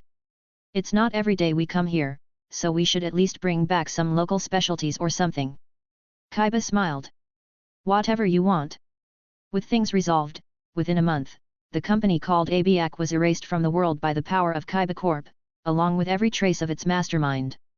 All the clandestinely created Ace were destroyed as well, without exception. Seto Kaiba personally ensured even the last traces of their existence were wiped out, leaving nothing behind. A month later, the new Doma organization was destroyed. Kaiba led a team to overrun Doma's headquarters, sealing away the Orichalco's evil serpent once more. He did what he'd failed to do in the past, what Adam had accomplished. The Duelist Kingdom tournament was held successfully. Seto Kaiba, who had not competed publicly in years, finally returned to the scene and blazed his way through the new tournament, winning the title of Duel King that had been vacant for years, becoming the new generation's king of games. The following year, Kaiba Corp's research made huge breakthroughs. The development of cutting-edge technology proved that the future of aerospace also lay in the power of Duel Monsters cards. With the power of the cards, Kaiba Corp led the world into the age of the stars. Space stations, new spacecraft, and even a new dual city were built on Mars. And Seto Kaiba, who accomplished all this, was naturally hailed as the greatest person in human history. His achievements even surpassed all previous greats. He was a living legend, recognized by the entire world. Kaiba Corp's influence kept growing. At this point, no country, group, or even all humanity could function without Kaiba technology. As they ushered in a new era, the company became like water and electricity to the world. No, more than that, it became the very air everyone breathed. Without Kaiba Corp, any organization would instantly collapse. Seto Kaiba stood at the very pinnacle of the world. Yet, after achieving all this, Kaiba found himself sitting alone in an empty space station, looking out the window at everything he had accomplished. This isn't right. He stood up from his seat and walked toward the endless stars. Everything here, everything he possessed, the heights he'd reached, none of it was real. I don't know what kind of stupid trick this is, but it ends here. Kaiba shouted coldly. In that instant, it was as if white light exploded from him, scattering the darkness of space. The space station, the interstellar city of the Kaiba Empire, an entire world shattered like an illusion. After the world spun and turned, Seto Kaiba found himself, like Kira, in a long, dark corridor lost in chaos, headed for the unknown. Kaiba frowned but stepped forward. On both sides, twisted images appeared in the mirror-like darkness. There he was as a child, small at a big desk, facing mountains of books and homework. His adoptive father, Gozaburo Kaiba, stood beside him, arms crossed. Remember this, Seto, your future isn't given by others. You have to carve it out with your own hands, Gozaburo said sternly. You won this chance with your own hands, but whether you reach the end is up to you. Kaiba looked straight ahead, walking coldly past the flickering scene. Soon, new images appeared. Starting today, you'll be learning Kaiba Corp's business affairs, Gozaburo said, reclining in his chair, back to the blazing sun. He squinted at the now teenage Seto Kaiba before him. Prove you're a Kaiba. Don't disappoint me. Yes, father. Young Seto replied solemnly. I'll never let you down. Kaiba kept walking past, never glancing at the scenes. The images twisted and sped past, soon vanishing. As expected, many more fragments appeared. Seto Kaiba at various ages and times, always with Gozaburo. But he never looked at them. Finally, the last scene appeared, the last time the two met as father and son. Young Seto Kaiba showed his fangs for the first time, a victor's cold smile. The entire board of directors stood behind the boy, and before he knew it, Gozaburo was left alone at the other end of the table. He had grossly underestimated the boy. He'd thought he was using Seto as a pawn, never realizing he was facing a fellow dangerous player. He never imagined that a 16-year-old could win over the entire board right under his nose, strip him of his power, and take the company from him. After that, Gozaburo died soon after. Without a doubt, Gozaburo died filled with hatred for his former son, and with bitter regret for not seeing any of it coming. To the end, he believed Seto Kaiba had driven him to death. Seto was, in effect, his killer. Only at this last scene did Kaiba pause, cross his arms, and sneer. Just like the young Seto in the image of victor's scorn for the defeated. So, showing me all this, you want my thoughts? Kaiba said coldly. Fine, I'll be honest. All I see is a stray dog, howling helplessly after losing everything. He turned away, shouting. Chapter 265, Digital Ascension Bonus. As Kaiba's words faded, a figure appeared in the darkness. Just as he remembered, red suit, white hair, a surprisingly robust old man, maybe even more energetic than he recalled. Which made sense. The last time Seto had seen the real Gozaburo, it was when he'd forced him from power. Back then, Gozaburo was just an angry but feeble old man, weak and exhausted. But now, he looked far more vigorous. Long time no see, Seto. Gozaburo stood with his hands behind his back, calm as ever. I watched you grow up, and you remembered my teachings. I told you, a man must fight for everything with his own hands, and you really lived that out. You did whatever it took, even using it against me, the one who taught you." Kaiba sneered, "Are you serious, Gozaburo? It's just the two of us here, you can drop the fake sentimentality. We both know what really happened back then, there's no need for these made-up scenes to try and build some touching past." With a wave, even his virtual trenchcoat seemed to ripple in the digital wind. "To me, nothing in the past is worth remembering, especially anything involving you, Gozaburo," Kaiba barked. "I've beaten you twice already, but if you insist on haunting me, I don't mind beating you again. No matter what tricks you use, even if you come back as a ghost, I'll see you off myself." "Twice, hey?" Gozaburo mused. "So, you mean the Noah incident?" Kaiba frowned. "Still pretending? Haven't we had this conversation before?" He was referring to the incident during the original Duelist Kingdom tournament, when Gozaburo's real son, Noah Kaiba, whose AI had survived a car accident, hijacked Sito's blimp and trapped the duelists in a virtual world. But in the end, Noah was just a victim. The real ruler of the virtual world was Gozaburo's AI. Before his death, Gozaburo had backed up his mind as data, achieving digital immortality.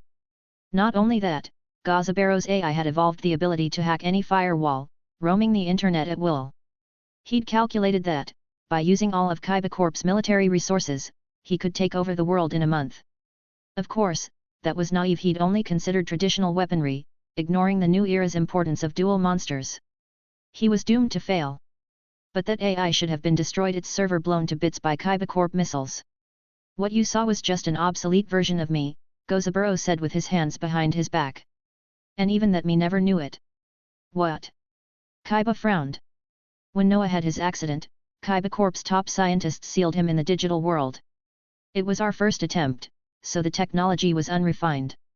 Gozaburo continued, "But Noah's creation taught us much. His learning ability was unmatched, especially in AI development. He gave us vital inspiration and data. After that, Kaiba Corp's tech advanced by leaps and bounds. From the time Noah was created, until you forced me out, several years passed, more than enough to upgrade our tech to new heights." "What's your point, Gozaburo?" Kaiba frowned. "I mean, both Noah and that other me you faced back then were just test products along the way, destined to be discarded." Gozaburo continued, "Even that me never knew it. He thought he was the last backup of Gozaburo, uploaded before death. But really, he was just an experiment, a prototype downloaded to old hardware like Noah. After testing, he should have been destroyed with the other old models. But before I could do that, your coup happened, Sito." He looked at Kaiba calmly, with no old hatred or anger, as if describing something that had nothing to do with himself. "You took everything from me, my company, my life, so the project stopped. But in the end, before I died, I did upload my mind into the new generation equipment, still in testing. Fortunately, I succeeded. I survived this way, and created the most perfect life form ever." "You don't mean yourself, do you?" Kaiba sneered. "Looks like you haven't changed a bit since back then, whether in reality or as data. You've never understood yourself, Gozaburo. That's why you lost to me. You only think you won, Sito." Gozaburo shook his head. "Oh? Is this your idea of victory?" Kaiba mocked. "Making a bunch of my substitutes to wag their tails for you like puppies. They were just test subjects, stepping stones for a greater project destined as scrap from the start. Dying for me was the only value they ever had." "You really haven't changed at all, Gozaburo," Kaiba growled. "You were scum then, and now you're just scum with power. I don't expect you to change your mind about me, Sito. But after all these years, I've come to see you differently." Gozaburo looked at him as if peering through Kaiba's virtual body into his soul. "The project I mentioned, all those stepping stones, do you know what it was really for?" "Humph, if it's your idea, it must be something pointless," Kaiba sneered. Gozaburo didn't mind, and continued, "It was for you, Sito." Kaiba frowned. "They thought they were designed just to imitate you, or to study how to defeat you. But in truth, it was all for one purpose, to create the perfect version of you." "What are you talking about, old man?" Kaiba said coldly. "You're a genius, Sito. In these years, I've let go of hate and realized, you're the only one I acknowledge as a genius, the only one who deserves immortality, endless knowledge and power as I have. You took everything from me, my wealth, my company, my life. But I forgive you, Sito. Gozaburo extended his hand. I want you to become my son once more. Chapter 266, Wrong Channel. Hearing Gozaburo's words, Kaiba was stunned for a few seconds, then burst out laughing. What kind of lame joke is this, Gozaburo? Gozaburo wasn't angry. Of course, I expected you to respond like this, Sito. But that's only because you're still trapped by your flesh, unable to see things from a higher perspective. But don't worry, I'll help you understand. He stretched out his hand, a stream of data forming into a dual disc. Well, this is interesting. Kaiba narrowed his eyes. Challenging me to a duel. When you were a child, you beat me at chess, the field I prided myself on most, and won your way into the Kaiba family, Gozaburo said. Now, I challenge you in your own specialty. What do you say, Sito? Do you accept? Hat, funny. That other you said something similar before dying. Kaiba chuckled. I told you, I'm not like those old, defective models, Gozaburo said calmly. Our intelligence, dueling, and calculation abilities are beyond your imagination now. He paused, then smiled. Fujiki Kira, I noticed you're very interested in that young man. You see great potential in him, don't you? So that's why you targeted him? Kaiba asked. Just because I was interested. That's part of it, Gozaburo said. And right now, he's in our domain. The best AI I've created should have found him by now. Let me show you the evolved power of our new generation intelligence. Gozaburo waved, and scenes appeared in the air. It was Kira and Delta's duel, like a live broadcast. Kira, Raza the Storm Monarch, bounce Dark Storm Dragon to the top of your opponent's deck. Kira, trap card Spiritual Wind Art Miyabi, send Dark Storm Dragon to the bottom of your opponent's deck. Kira, trap card Phoenix Wing Wind Blast, bounce Dark Storm Dragon to the top of the deck again. Kira, trap card Dark Advance, summon Raza the Storm Monarch again and bounce 5-headed dragon to the extra deck. Delta, Erg. The AI was on the verge of a nervous breakdown. But the torment wasn't over. Conscription, Kira said, special summon your Dark Storm Dragon from the top of your deck to my field. Delta had lost all hope. Gozaburo silently cut the broadcast. Maybe I opened the wrong channel. Kaiba, on the other hand, was quite satisfied with Kira's performance. He couldn't help but smirk. Even though the broadcast ended, the duel's outcome was obvious. Turning to Gozaburo, he sneered as if to say. Is that it? This is your so-called best new gen AI? Humph, what a devious brat, Gozaburo muttered. As you can see, Gozaburo, you know nothing about real duelists. But since you're so eager to lose again, I'll be happy to oblige. Kaiba unfolded his duel disc as well. No matter when or who, if it's a duel challenge, I'll always accept. Bring it on. Very well. The wager for this duel is you, Sito. If I lose, the program holding my soul will be erased. But if you lose, your consciousness will be digitized, and you'll remain as my right hand forever. Kaiba smiled confidently. Humph, if you can win, do whatever you want. Duel. X2. Sito Kaiba, LP 4000. Gozaburo Kaiba, LP 4000. Gozaburo, I'll go first. Draw. Kaiba calmly watched his opponent. What will he do this time? Last time, in the virtual world, Gozaburo used the Exodia, the Forbidden One. After all, that was the most crushing defeat Sito had ever suffered. His first loss in a duel was to Yugi's Exodia. What now? I normal summon Skilled White Magician, Gozaburo announced. Skilled White Magician, ATK 1700. As long as Skilled White Magician is face up, it gains a spell counter whenever a spell card is activated. Gozaburo played another card. First, I activate the spell card Graceful Charity, draw 3 cards, then discard 2 from my hand. At this moment, Skilled White Magician gains a spell counter. A light lit up on the white-robed mage. Next, I activate Spell Power Grasp. It adds a spell counter to a card on my field that can have them. Since I activated a spell card, Skilled White Magician gets another counter. Then, due to Spell Power Grasp, it gets one more. So, Skilled White Magician now has 3 spell counters. 3 lights lit up on the mage. Now, I can add another Spell Power Grasp from my deck to my hand. Gozaburo drew a new spell card from his deck. Then, I tribute Skilled White Magician with 3 counters. When tribute with 3 counters, I can special summon this card from my hand, deck, or graveyard. Gozaburo raised his hand high and shouted. The legendary dragon-slaying swordsman. Buster Blader, summon. Buster Blader, ATK 2600. Buster Blader, hey. Kaiba scoffed. He was no stranger to it. After all, it was Yugi's ace, the one that defeated his Blue Eyes in the legendary duel. That's right, Sito. The most suitable opponent for you right now, Gozaburo said. Kaiba sneered, is that so? If it were his Buster Blader, maybe I'd be wary. But can a third-rate duelist like you handle it? Gozaburo ignored him. I set 3 cards and end my turn. My turn draw. Kaiba drew his card. First, I activate the Melody of Awakening Dragon. Discard a card to add up to 2 monsters with 3000 or more ATK and 2500 or less def from my deck to my hand. He discarded a card, and then added 2 cards from his deck. Then, I reveal Blue Eyes White Dragon in my hand to special summon Blue Eyes Alternative White Dragon. Blue Eyes Alternative White Dragon, ATK 3000. Buster Blader's effect, its ATK increases by 500 for each dragon-type monster on your opponent's field and in their graveyard, Gozaburo said. You summoned a dragon, so its ATK increases by 500.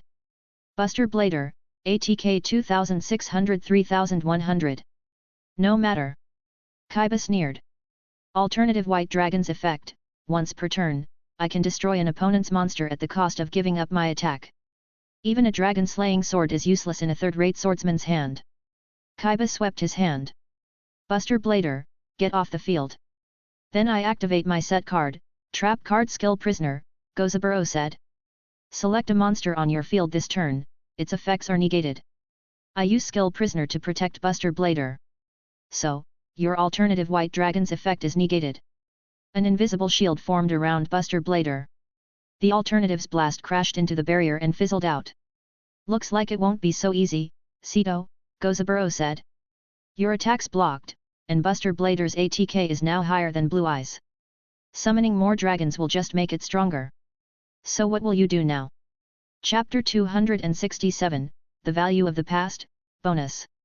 Alright, Sito, what are you going to do now? Gozaburo asked. Kaiba didn't answer immediately. Ha ha ha, ha ha ha ha ha. The president suddenly threw his head back and let out his signature laugh. Afterward, he finally spoke. Maybe you've improved a little and even prepared for this duel. But it doesn't change the fact that you're just a short-sighted third-rate duelist. The world of dueling is far broader than you can imagine. If you can't understand that, then let your body remember it through this duel. He immediately played another card from his hand. I summon K-Bomb on. Yep, on screen, it looked like the president was summoning himself. Only the summoned Kaiba was wearing a white dragon helmet that covered half of his face. He even printed himself as a card.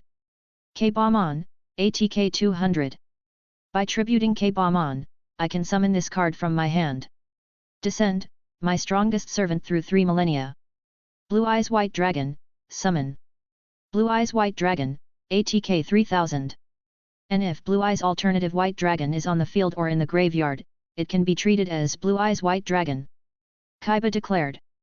I fuse Blue Eyes White Dragon and Blue Eyes Alternative White Dragon. Transcend into a form of explosive radiance. Blue Eyes Twin Burst Dragon, fusion summon. 2 white dragons soared into the air, turning into 2 dazzling beams of white light that shot across the sky like meteors. The dragons twisted together in a vortex, intertwining into a single body, bursting forth with gem-like divine brilliance. As the light faded, a new double-headed white dragon tore through the air, leaving a silver trail as it flew. Blue Eyes Twin Burst Dragon, ATK 3000. A double fusion of Blue Eyes, Gozaburo remarked. Is this also your achievement over these years, Sito?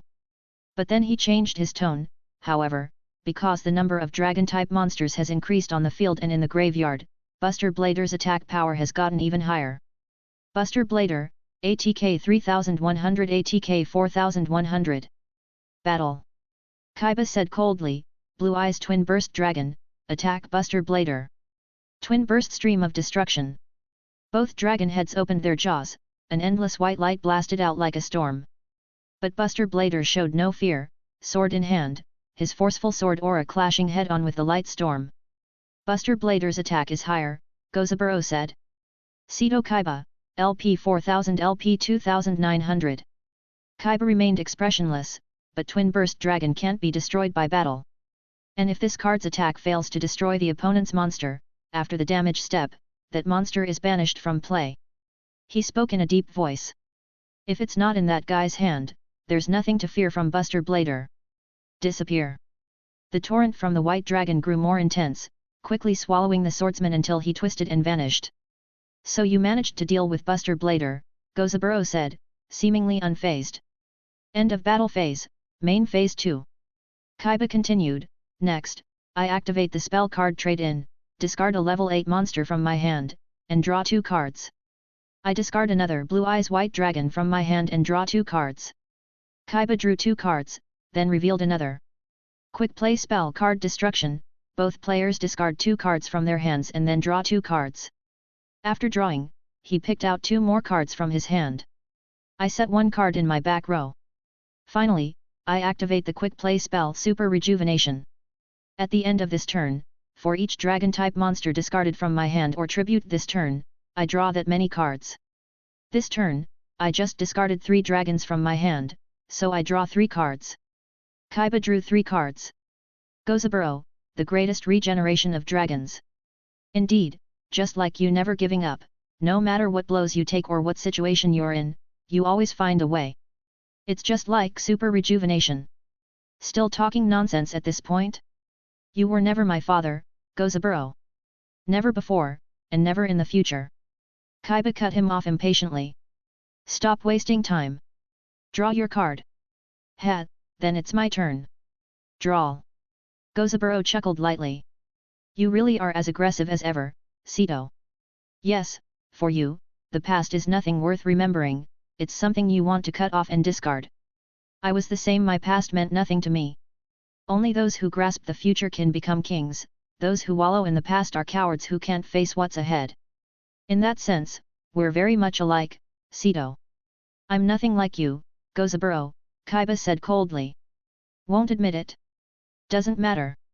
But now my thoughts have changed. After everything I've been through, looking back, even the darkest corners of my memory now shine like pearls. He slowly raised his hand. I activate my set card. Trap card, Destruction Sword Memories, Gozaburo said. By discarding a Destruction Sword card from my hand, I can special summon a Buster Blader monster from my deck.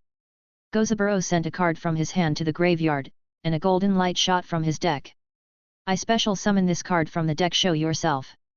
Buster Blader, the Destruction Sword Master, summon. Buster Blader, who had just left the field last turn, returned almost immediately, this time in a new outfit, but his basic stats were unchanged. Buster Blader, the Destruction Sword Master, ATK 2600. An evolved form of Buster Blader. Kaiba snorted. Next, I normal summon Langling. Langling, ATK 1500. Langling is a union monster, it can equip itself to any monster I control, Gozaburo explained. I equip Langling to Buster Blader, the Destruction Sword Master. The equipped monster's original ATK becomes 1000, and it can attack twice per turn. Buster Blader, the Destruction Sword Master, ATK 2600 ATK 1000. Kaiba crossed his arms and sneered, with that attack power, even if it can attack twice. You'll understand soon enough, Seto, Gozaburo said. Buster Blader's effect activates. Once per turn, I can send an equipped monster card from this card to the graveyard.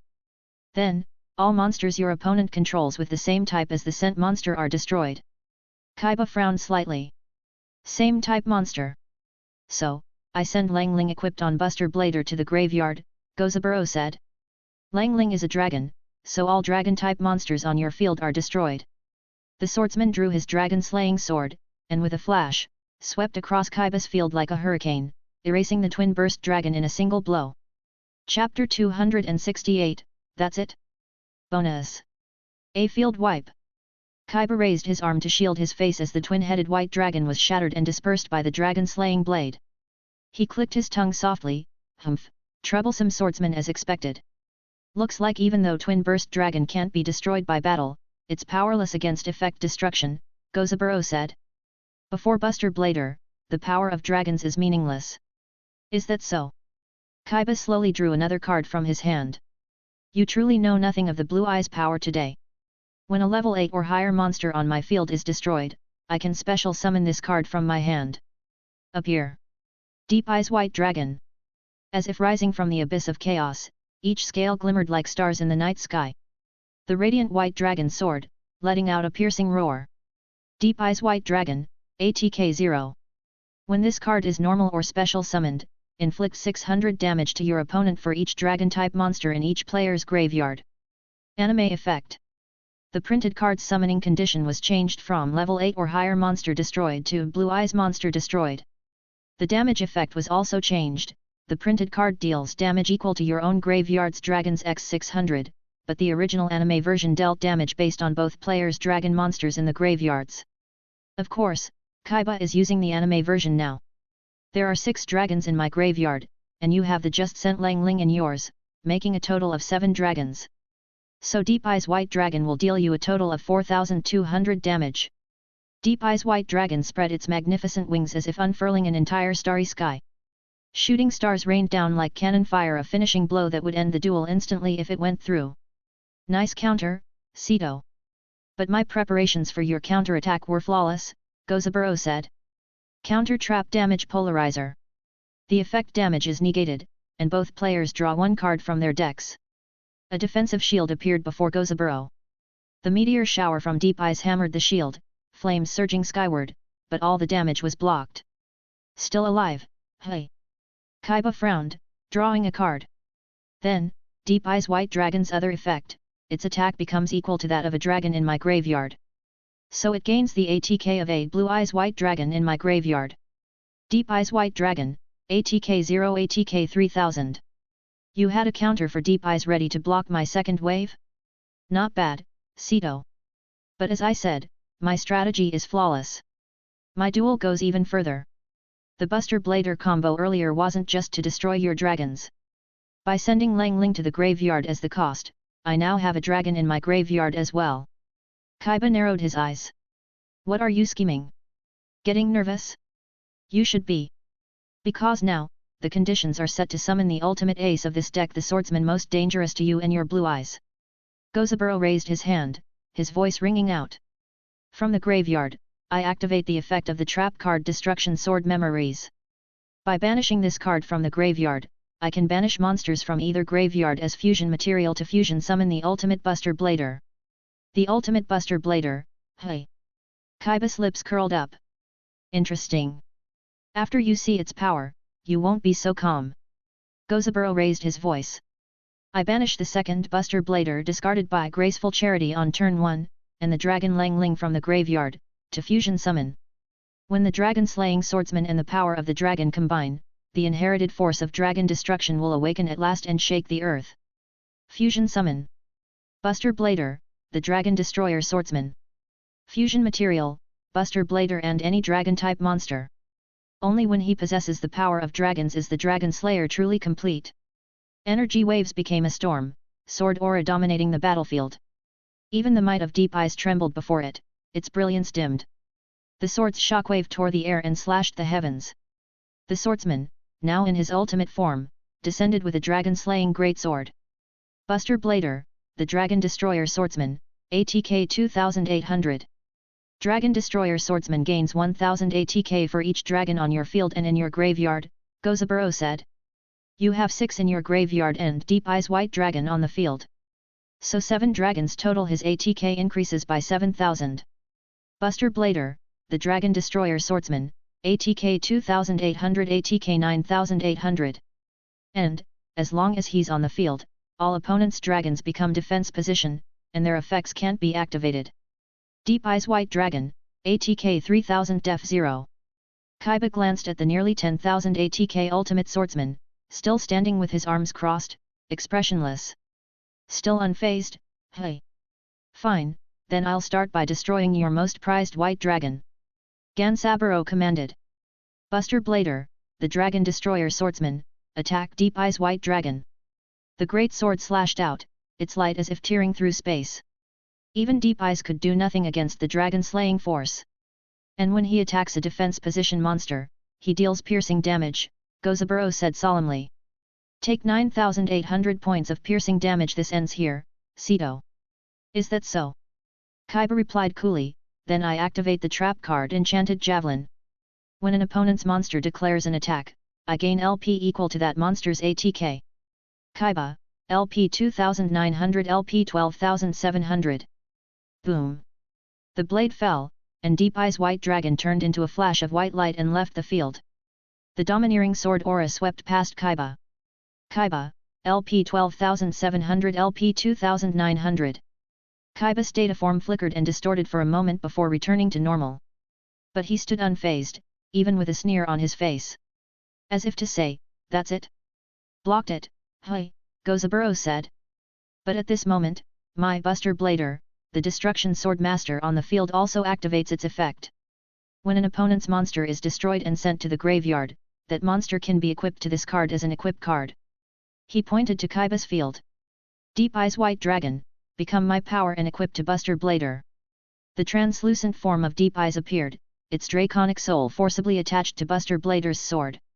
Though the equip doesn't boost ATK, you should know this already. Buster Blader, the Destruction Sword Master can, once per turn, send an equipped monster to the graveyard to destroy all opponent's monsters of that type. In other words, no matter what dragon I summon, if next turn you send Deep Eyes to the graveyard, you'll wipe them all. Kaiba said flatly. Correct. And my Buster Blader, the Destruction Sword Master hasn't attacked this turn yet, Gozaburo swept his hand. Buster Blader, the Destruction Sword Master, direct attack. Buster Blader, the Destruction Sword Master, ATK 2600. The sword beam swept across the field, slashing straight through Kaiba. Kaiba, LP 2900 LP 300. Life points fell to a flickering candle, yet Kaiba still stood arms crossed, sneering. Still as if to say, that's it? Chapter 269, The Ultimate Dragon vs Sword. Even after studying my deck and preparing countermeasures like Buster Blader, is this really all you've got? Kaiba asked disdainfully. Gozaburo frowned.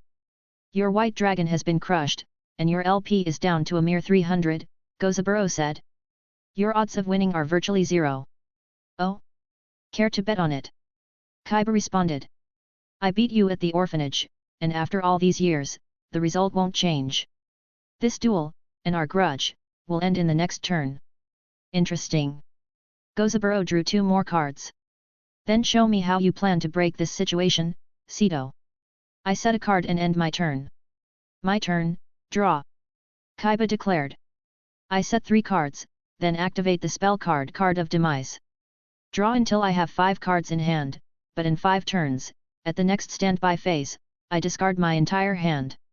Kaiba's signature card, instantly refilling his hand. From my graveyard, I activate the trap card breakthrough skill.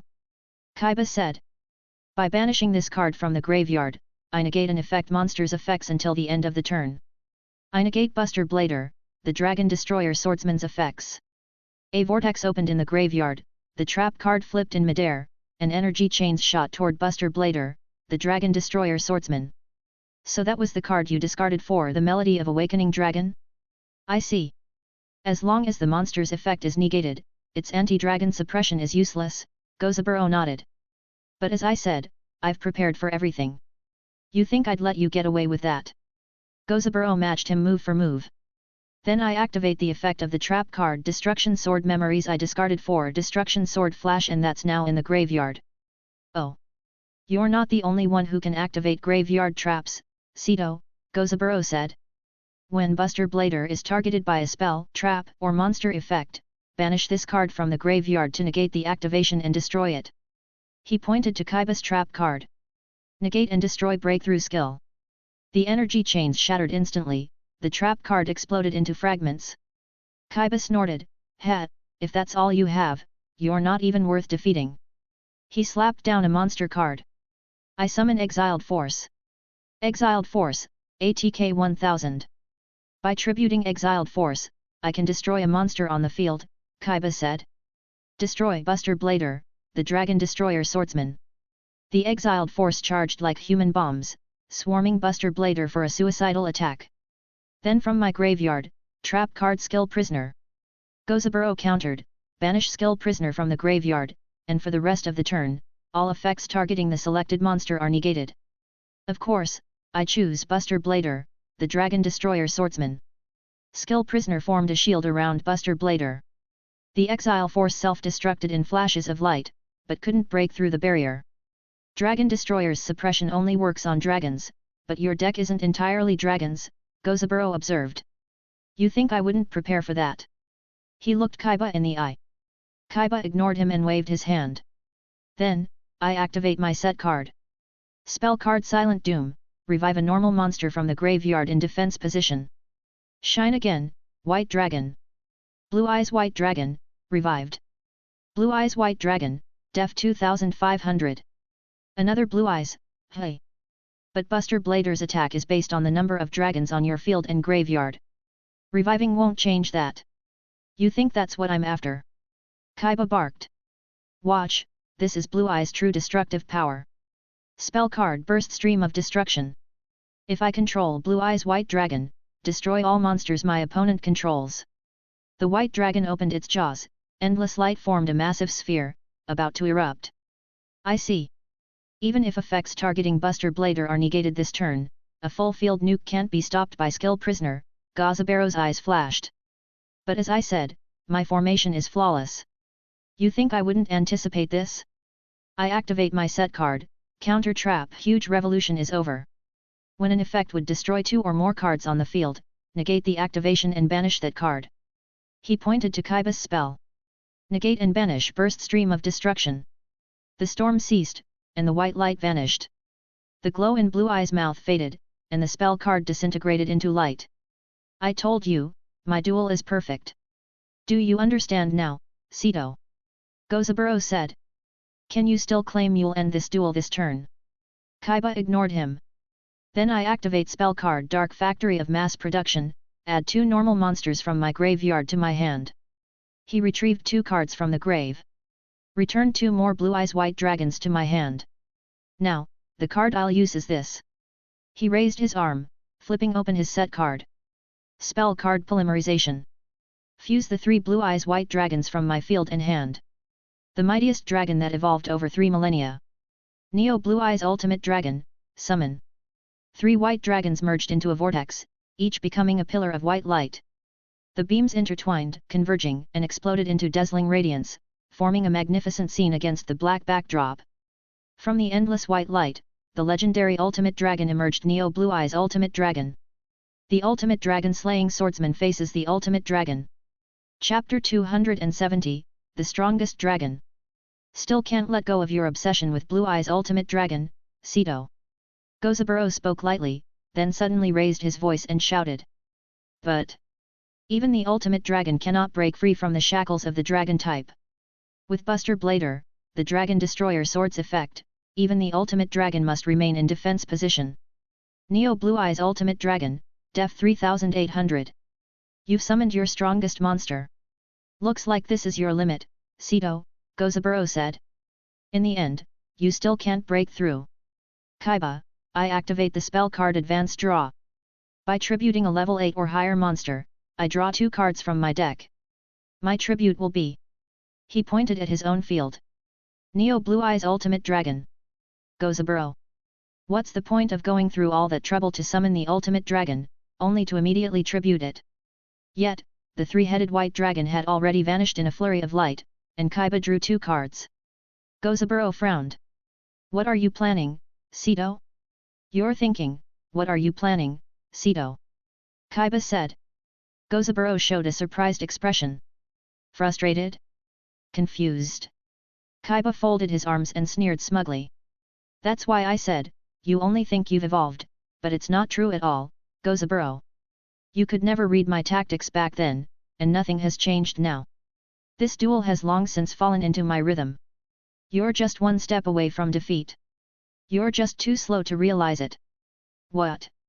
For the first time, Gozaburo's surprise was clear on his face. I've countered all your tricks. I have an invincible Buster Blader on my field. Even though your Deep Eyes White Dragon from the graveyard is equipped to my side, and even with the Neo Blue Eyes Ultimate Dragon you just summoned, you have 7 dragons in your graveyard, so my Buster Blader's attack remains 9,800. With things like this, what are you going to do? If you want to know, just watch, Gozaburo. Just like you watched me beat you at your own chess game all those years ago, just like I dismantled your power step by step and took Kaiba Corp from your hands. You're always a lousy chess player, Gozaburo. And I'll always be 3 steps ahead. Kaiba played another card. Spell card, Pot of Avarice. I shuffle 5 monster cards from my graveyard back into my deck, then draw 2 cards. Gozaburo reacted immediately, Pot of Avarice. I see, you're trying to reduce the number of dragons in the graveyard. I return Blue Eyes Alternative White Dragon, the Dragon Spirit of White discarded by card destruction, Blue Eyes Twin Burst Dragon, Exiled Force and K-Bomb on 5 cards shuffled back, then draw 2 cards. All 5 cards turned into golden light and flew back into the deck, and Kaiba drew 3 fewer dragons in the graveyard, so Buster Blader's ATK drops by 3,000.